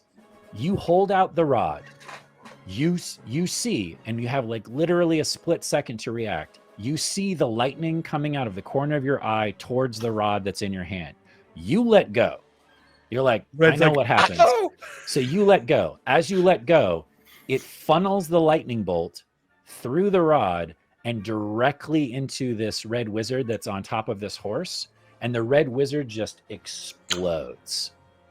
It's as if 10 lightning bolts hit him at the same time. His head is like barely still intact and just kind of goes sailing off in one direction. Both arms just sort of split off and fly in different directions. The horse squeals and rears up and flops over on one side, not because it was hit by the lightning, but because so much raw electrical force just shot across over the top of its head and exploded the person that was riding on top of it. Right, yeah. So it's bad. Like, yeah. Someone just exploded. When that happens, the other red wizards see this and they all start to panic. The guy that has the fire in his hand, it wicks out for a second and he starts whipping his horse and riding quicker to get to where he's not directly in your line of sight, if that makes sense. Yeah. The other two, one was crashed in the grease there, so he's still kind of picking himself up, and the other one is still getting hit by that gust spell. So they're reacting to all of this chaos that's happening at the same time. So, Zeph, what would you like to do? You just saw a man literally explode. Yeah. Zeph, get the rod. Right, the rod. How close is the rod to me? So I'm going to say, because you were flying the same direction as him, but you're up and above, that if you wanted to take your whole turn to just swoop down and grab the rod and swoop back up, you could do that. Okay. You essentially would take your move and your dash to grab it. Gotcha. Unless you just want to move down and grab it and stay on the ground, you can do that, and then you'd still have an action. Well, could he fly down and get into the door? Because that's what Red was going to do, right? Red, after he did that thing, he's going to move to the door. Gotcha. Yeah. So I'll keep the gust up for now, but I'll fly down and grab the rod with my talons if I can. And then... give me a dex check for that. Okay. Yeah, because you're trying to do a lot at the same time. You're flying, casting a gust spell, and pick up a magical item off the ground. Just straight dex? Yep. Okay. Just dex. Unless you have like high acrobatics or something, I guess that would work. Yeah, it's the same. Okay. 14. That'll do it. So you swoop down, you're keeping your gust spell going, you swoop down, you grab the rod, and you start flying towards the open door. As you are doing that, you can see inside, you see Zel, and it looks like she's trying to protect Stro, which really doesn't make any sense to you at all. Like, she's got a hand on Stro and is like doing this whole damsel in distress thing. But you also see a broken, splintered crate lying on the ground nearby, and Stro is rubbing his head. And a Red just sort of yeah, throwing himself into the door. Yes. So I'm flapping the gust, I turn. You okay, Zel? Stro? Oh, yes, I'm perfectly fine. Good. We need to figure out what this machine does. I believe that rod needs to go inside of it. Is anyone closing the door to the wizard? Yeah, I mean, as soon as he gets in, as soon as Zeph gets in, Red will slam that door shut. Okay. I'll roll a dexterity saving throw for me. Red. Me? Yep. Oh, you're the one that closed the door. Yep. 11. Okay. You're gonna take some damage. Whoops. You did not make your save, so 19 points of fire damage. Oh. The door erupts bad. as a fireball hits the door. Yeah. It explodes inward, and the outside like dirt patch is just burning embers and fire. And you notice that the two red wizards lower their hands down. It looks like they were casting a spell in unison. And the fire hit the door, and it hit it with so much force that it actually blew it inward. Had you not closed the door, it probably would have incinerated you. Yeah. Oh, man. So how are you doing?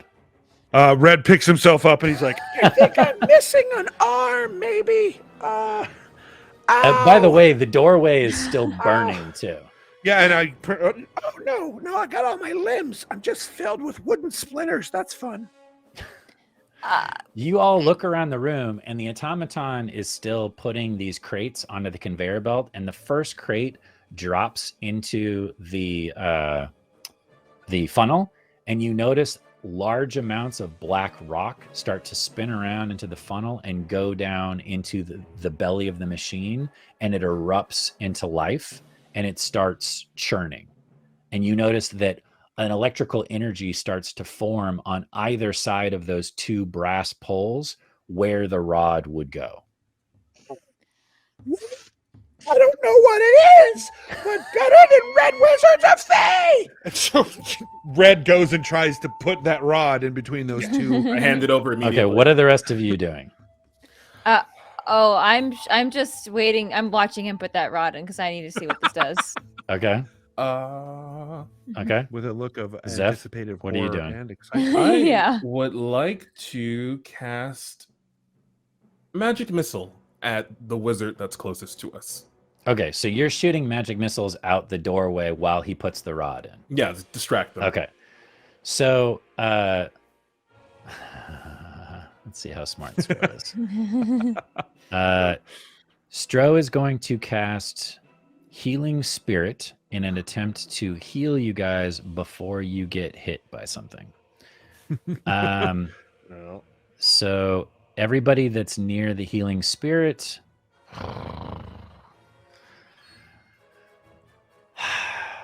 you heal 1 point. What? Oh, that's fun. Yeah. 1 Yeah. point? Yeah. Why? Yeah. Because that's Is that how what he you rolls. rolled? Yeah. The spirit restores 1d6 hit points to that creature. No action required. The spirit can heal can't heal constructs or undead. The spirit can heal a number of times equal to 1 plus your spellcasting ability modifier. So it's still there. Oh. You can Plus your- continue healing. Plus your spellcasting modifier, though. No. That's how long it lasts. Yeah. Oh, that sucks. Yeah. Can heal. That's also the number of times that it can heal. Yeah. So that didn't work out. So Red, you slam this rod into the machine. At about this point, the storm has been brewing this entire time. The rod lights up and lightning, 3 different bolts of lightning come sailing down. This is all while you're casting magic missile, by the way. It's come sailing down and strike the rod, and there's a eruption. Not only from the building that you're in, the rod that's in the center of the square, but also that square room that I said the automaton walked out of that was carrying the crate.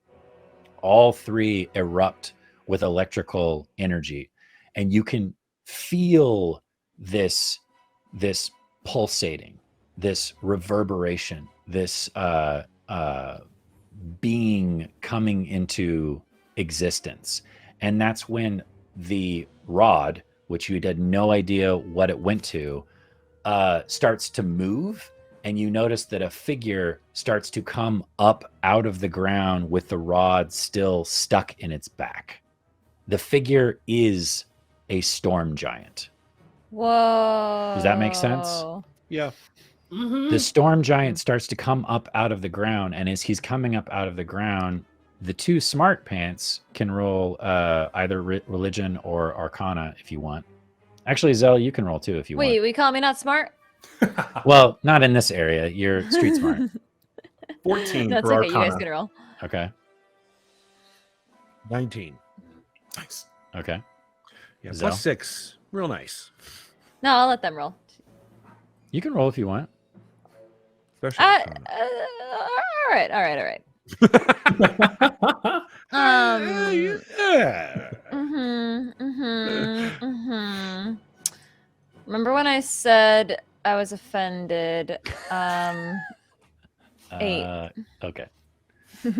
8. You need okay. new dice, Jessica. You need new dice. Yeah, you need some Ron dice for sure. I, Ron, bless your I'm heart using next D&D time. Beyond dice tonight, and they are treating me real well. I have Yeah. many D20s. They all do me bad. So, Ron, and to a lesser degree, Zeph, Jalen, you recognize this storm giant and its markings. There was a storm giant of old, Unther was his name. He was essentially Lord of Storms, God among the storm giants, and he ruled over all the giant kind. And he was pretty ruthless, to the point to where he kind of caught the ire of some of the other gods, and they imprisoned him in a rock, and no one knew where that rock was until now. And you see Unther being reborn and coming up out of this rock, and as he does so, lightning is literally coming out of his fingertips, out of his body. He reaches up, pulls the pole up out of his back, and as he's doing so, the tip of the pole comes out, and it's a spear. There's a blade of a spear that was in his back that he pulls out, and he points it up towards the sky as lightning continues to strike down on him, and he's just absorbing all of it. What would you like to do? Well, when a god is reborn because of your consequences of your actions, I think the probably smartest thing to do is go, Hey! I helped bring you alive! Help us! Save me! That's true. That's true. I mean, that's pretty much can appeal what to Red's him. doing. Okay. That's what Red is doing. I would I'll say join in. Okay. I would say whoever wants to roll, somebody else can help that person and give them advantage by also proclaiming themselves. What's the skill? I would argue that this would be persuasion. Persuasion? Yeah. I mean, you could roll religion if your religion is better than your persuasion, but whoever is going to be saying this is the primary, and whoever is trying to assist that person is going to give them advantage, essentially. You guys are essentially supplicating yourself, right? You're essentially saying, help us, save us. Okay. Okay, so Zel will nudge Zeph and on his wing go, yes, we prayed to you. Noble. We prayed for days and nights for you and your return. Please help us. Noble storm god, I bow at your presence and poo at your storms. I like how the person afraid of storms is now praying to the storm god. And poo at his storms, yeah. I am a man of science, but I believe a god when I see one. Convincing. Well put. So who is rolling? Because this is more or less for all the marbles at this I point. think it's Ron. Ron is the luckiest die. Sure. Like, yes, fine. So you get to roll persuasion. I have religion. Persuasion with advantage. Okay, Or religion persuasion with advantage. Yeah, with you can do advantage. religion. That's fine. Okay. Instead of it being a DC, I'm going to roll 2d20s, and whatever I get that's higher, that's going to be the DC. Okay. Does that make sense? Yeah. Okay. Oh, okay. What'd you get? The highest is 19. Okay. I have a 16. Yay! So he looks, the Unther looks over his shoulder down at you, and he's massive. I mean, he's got to be, he's not like a warden, but he's big. He's probably like a good 50 feet tall. He looks over his shoulder and he sees you and he hears you and he looks at the rest of you. He also sees the buildings that you're standing in, which are the buildings that more or less brought him back into being. And you're pointing at these red wizards saying, they're the enemy, save us, save us. All he does is wave his spear. And as he does, chain lightning scatters all the way across the floor, connecting to every single building. Luckily, you guys are inside the building, so it just hits the building instead of going inside, but just literally sprinkles like fingers across the ground. And the horses and the red wizards just pop like popcorn, as if they're not even there. And there's just a red mist. Oh my God, Jared. He smiles, he nods, and then he jumps up into the air and starts to fly away. What? Yeah. Red gets up.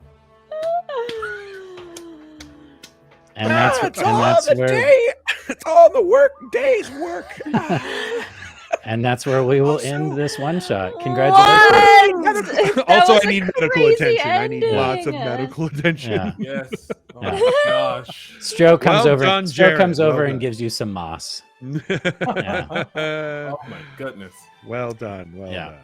So congratulations. I've run that one shot for many of my friends, and never once did they ever choose to power the machine and wake up the Again. storm god. Really? Again, the decision came down to, do I want to die from a red wizard of Thay? Yeah. Or do I want to die for whatever this might be? Even Yeah. when you go, there's a contraption that clearly fits the rod that another character gave you? Yeah, because normally what they do is they take the rod and they realize it's a magical item that they want to keep and they get selfish. See, these are the players that I tend to run for. You think Civ is bad. Civ is nothing compared to my friends. So they get the rod. Half the time they kill Milog. He's just like a speed bump. They're just like, you're done. Or Milog. Yeah, I know. You guys actually took the time to talk to Milog, which is touching. But they take the rod and they're like, great, we have this magical item.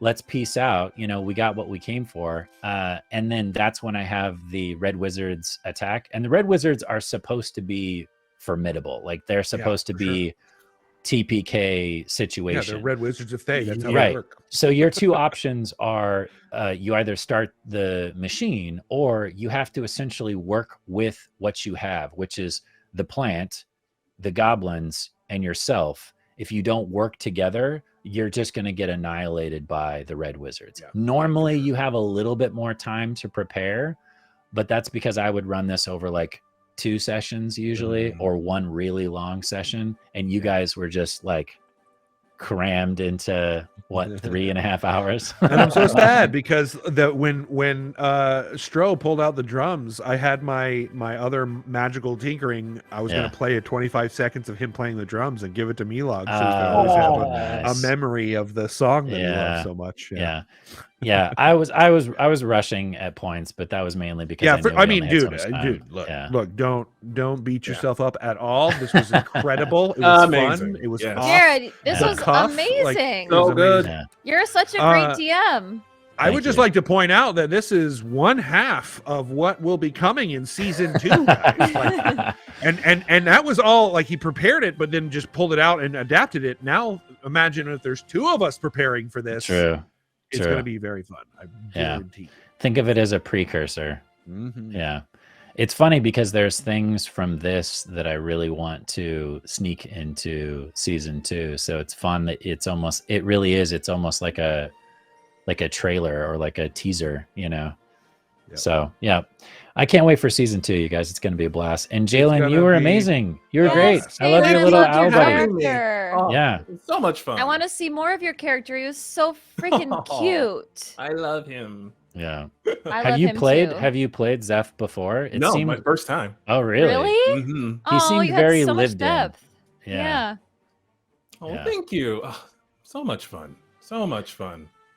Well, that is our show, everybody. I can only imagine what people in chat are saying, considering. Well, we do have some names to read. This is true. Before we go. This is very true. We should probably. So, we were smart this time, and we told Jalen ahead of time the weirdness that we do. I have suggestions that I got from Morgan. Let me dig those up. So at the end of every show, as most of you watching know, we have our lovely Patreon, and at one of the higher tiers, they get their names read off at the end of every show. So for tonight, since I kind of feel like there's only 4 of us, we should just all do it. Is that great? Cool? Okay. That works for me. And Jalen, feel free to jump in once you kind of get the gist of the game more so. But no pressure. Yeah. Yeah. Pressure. Okay. It's a weird thing we're doing, so no worries. Okay. So let's start with Team Force of Good. Team Force of Good. Drew Bonner music. This is his suggestion. Wonderful musician. You're all talking to a smart speaker, aka Siri or Alexa. They're not hearing you correctly when you're trying to ask it to play music or do some other action. Okay. I'll let you guys take it away. The Gold Family. The Gold Family? Oh, God, I hate this thing. Why did we buy this thing even? The Gold Family. Searching for the Fold Van. The Fold Van. The Fold Van is a company in Southern California where you can buy a van that will fold up and you can travel with it anywhere you go. JLP, stop. JLP, what is Braba? Braba. Braba. Searching. It's searching. Braba. It's searching. Braba. You know what? We don't have the greatest Wi-Fi, honey. Maybe if we upgraded to a Just Jules. Reba. That's the nicest model you can get. Just Jules. I would love to get a Just Jules, but they're very expensive. Heather has searched for Just Jules 317 times in the last week.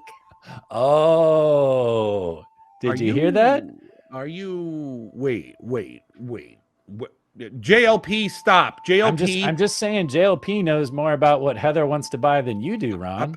Apparently, oh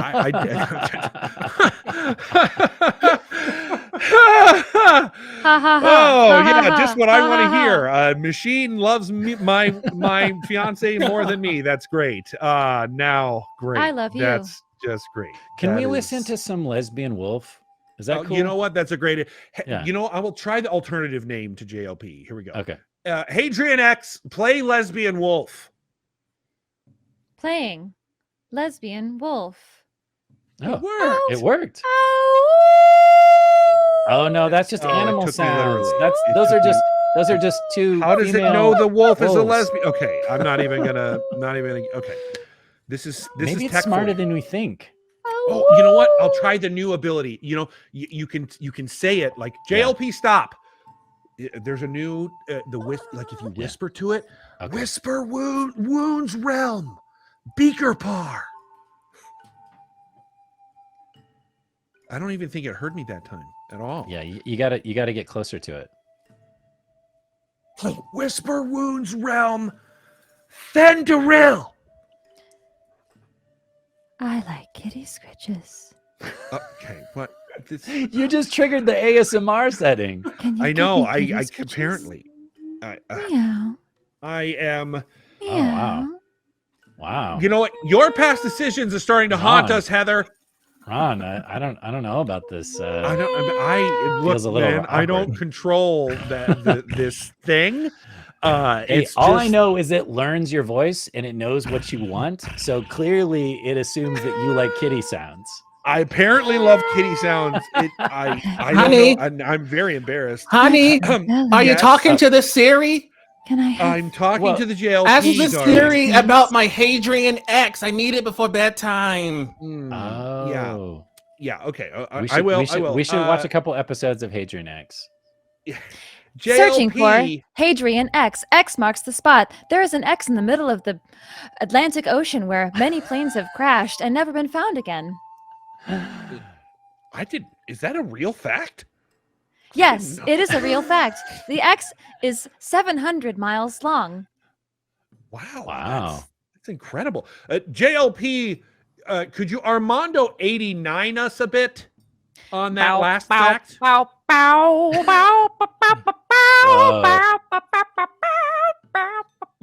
This is happening because you're mumbling. You know who wouldn't mumble? Mickey Wolf. Mickey Wolf wouldn't mumble. That's true. Mickey Wolf is very good at enunciation. This is all my fault because I'm mumbling. Yeah. We should have bought name brand. Yeah. We should have. You know what? Next time we will. We'll go with the name brand. Yay. Hi, JLP here. You can get a discount on the JLP too by typing in the code free stuff on JLPIlove.com. JLP stop.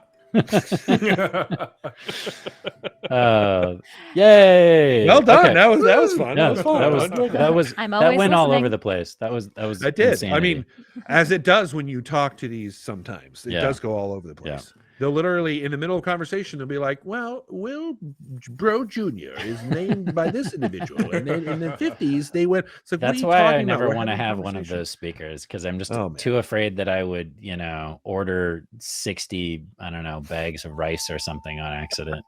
Oh, do you remember those buttons that you could put on the side of your laundry room, like a Tide button, and you could just press it and it would automatically order more Tide Pods? Yeah. That's the scary stuff. Yeah. Okay, so Team Force of Evil. Thank you, Jalen, for jumping in on that. Yeah, it was fun. That was great. This is from Matthew Hogg. Okay, so you're going to like this, Ron. Deciding which family members you're inviting to the wedding. The reason Jared is saying that is because I'm getting married in September. Yay! On the 25th. Congrats. Thank you very much. So yes, that is an actual real thing that you have to struggle through. And then you feel bad because you're like, well, I can't invite everyone I love because I don't have that much money. So I love a lot of people, and just I don't have as much money as I love. I'll just show up with a couple of flasks and work my way in with the crowd. Well, it's not going to be in California, so I hope you're willing to travel long distance. Eloping. Yeah, that all changed all of a sudden, didn't it? Yep. Okay, so who are we going to invite? I know you hired me to be your planner, and I know you can only bring so many people.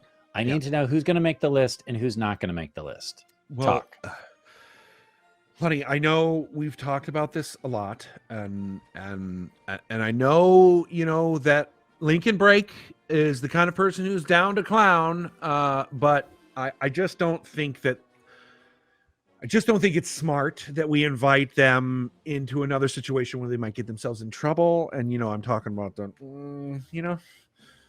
what do you think? So are you talking to me, honey, or are you talking to your wife, honey? Oh, well, I didn't realize that we had a relationship in which I could refer to you as honey. I mean, so can you not call the wedding planner honey? That's not PC these days. I wasn't. I'm the only honey talking in your to life. you clearly. I was clearly talking to you. Okay, well, you were making direct eye contact with the wedding planner, and I'm just saying we're 6 months out from the wedding, and I feel like you need to make eye contact with me. Do we need to bring in our counselor? Do we need to bring in our counselor? No, we've got this. So Look, I'm too late. I'm already here. Oh, I'm so glad you're here. My husband is making me feel like I'm nuts. I think I'm nuts listening to you guys argue. Okay, well, now I feel like you're gaslighting me. I was listening to her. I was trying to make full eye contact. I still need to know who's getting invited. These lists don't write themselves. Just because you bought me that gorgeous Corbin played rock that's on my hand does not mean I am 100% going to marry you. Okay? You gotta compromise. Okay? Didn't you say that? Mr. Therapist, so are you gonna like halfway marry me and halfway marry someone else as well? I mean, times are changing fast, honey. I'm confused by the middle ground we're taking. Okay, let's let the therapist talk here. Okay. Yep. Absolutely. You're right. I think that the two of you have issues that a wedding's not going to solve, and personally, I think that's wild, man. Couldn't agree more. We know that you're a student of Grimm. I'm guilty. I have references needed, please. Could you just give me your references? I would also like some references. Well, I got my degree at Lincoln Break. Do you know Lincoln Break? I do. It's kind of who I was talking about inviting to the wedding, and we didn't want to because they get in trouble. Always talking about Lincoln Break. Well, best of luck. They were also named after the very popular university Lincoln Break, so it makes sense. Wedding planner, are you single? Yes. We're planning the divorce before the wedding now. What kind of? Well, we call that an annulment. Yeah. I think we've already. I'm gonna need that rock back. I think I'm gonna need that Corbin blade back. If you don't mind. Yay! That is nothing like my real marriage. I would just say I came in strong with the divorce energy. Well, I also realized I kind of set Ron up because his wife is a wedding planner. So I was a wedding planner, so I could have been the wife. I realized that's probably. I was why hoping Jalen would come back in as Heather. Yeah. That's what I was hoping. There you go. Yeah, we probably shouldn't use too much real life stuff in the it's fine. The end of show stuff. Yeah. Well, this has been a very chaotic dungeon run, but I will say this: the point of Dungeons and Dragons is to have fun. And I certainly had fun tonight because of all of you and your choices and the fact that you were willing to become so invested in this crazy, silly one shot that I didn't even know I was running tonight. So I'll also point out, Jalen, that when I went to halftime to get some water and to rest for a second, the Heather that you impersonated was all about you. Like, who is that? He is so awesome. Like, so that's hopefully that makes kudos. Oh, thank you. That's so much fun. Thank you for having me. And thanks to our mod Gord the Rogue in chat calling this a great fun shot. Fun shot. We appreciate our mods. Thank you so much. Yeah. I will probably let Gabe kind of like, pretend that maybe some of this happened and some of it didn't happen. Maybe it was all in your dreams, or maybe he'll just start using Unther the Storm God to. Yeah, I mean, knowing him, that's probably what's going to happen. He's like, Yeah. "Oh, that's great. I love that. We'll use Unther the Storm God." Yeah. Are we going to talk at all about what we're doing next week? Sure. Yeah, if you want Would you like to talk about that, Jessica? Go ahead. Yeah. Well, I got a message from Marvel earlier saying that we could chat about this. So I'm not going to Tom Holland at this time. We're going to do some Fiasco next week, and I believe we're returning to camp. Are we not? That's the idea. Yes. What did we call it? Camp Death? I think it was called Camp Death. And so hopefully we'll see the return of Sturge. Yeah. Sturge. We'll see. Jalen, we're getting some questions on where people can find you. Yeah.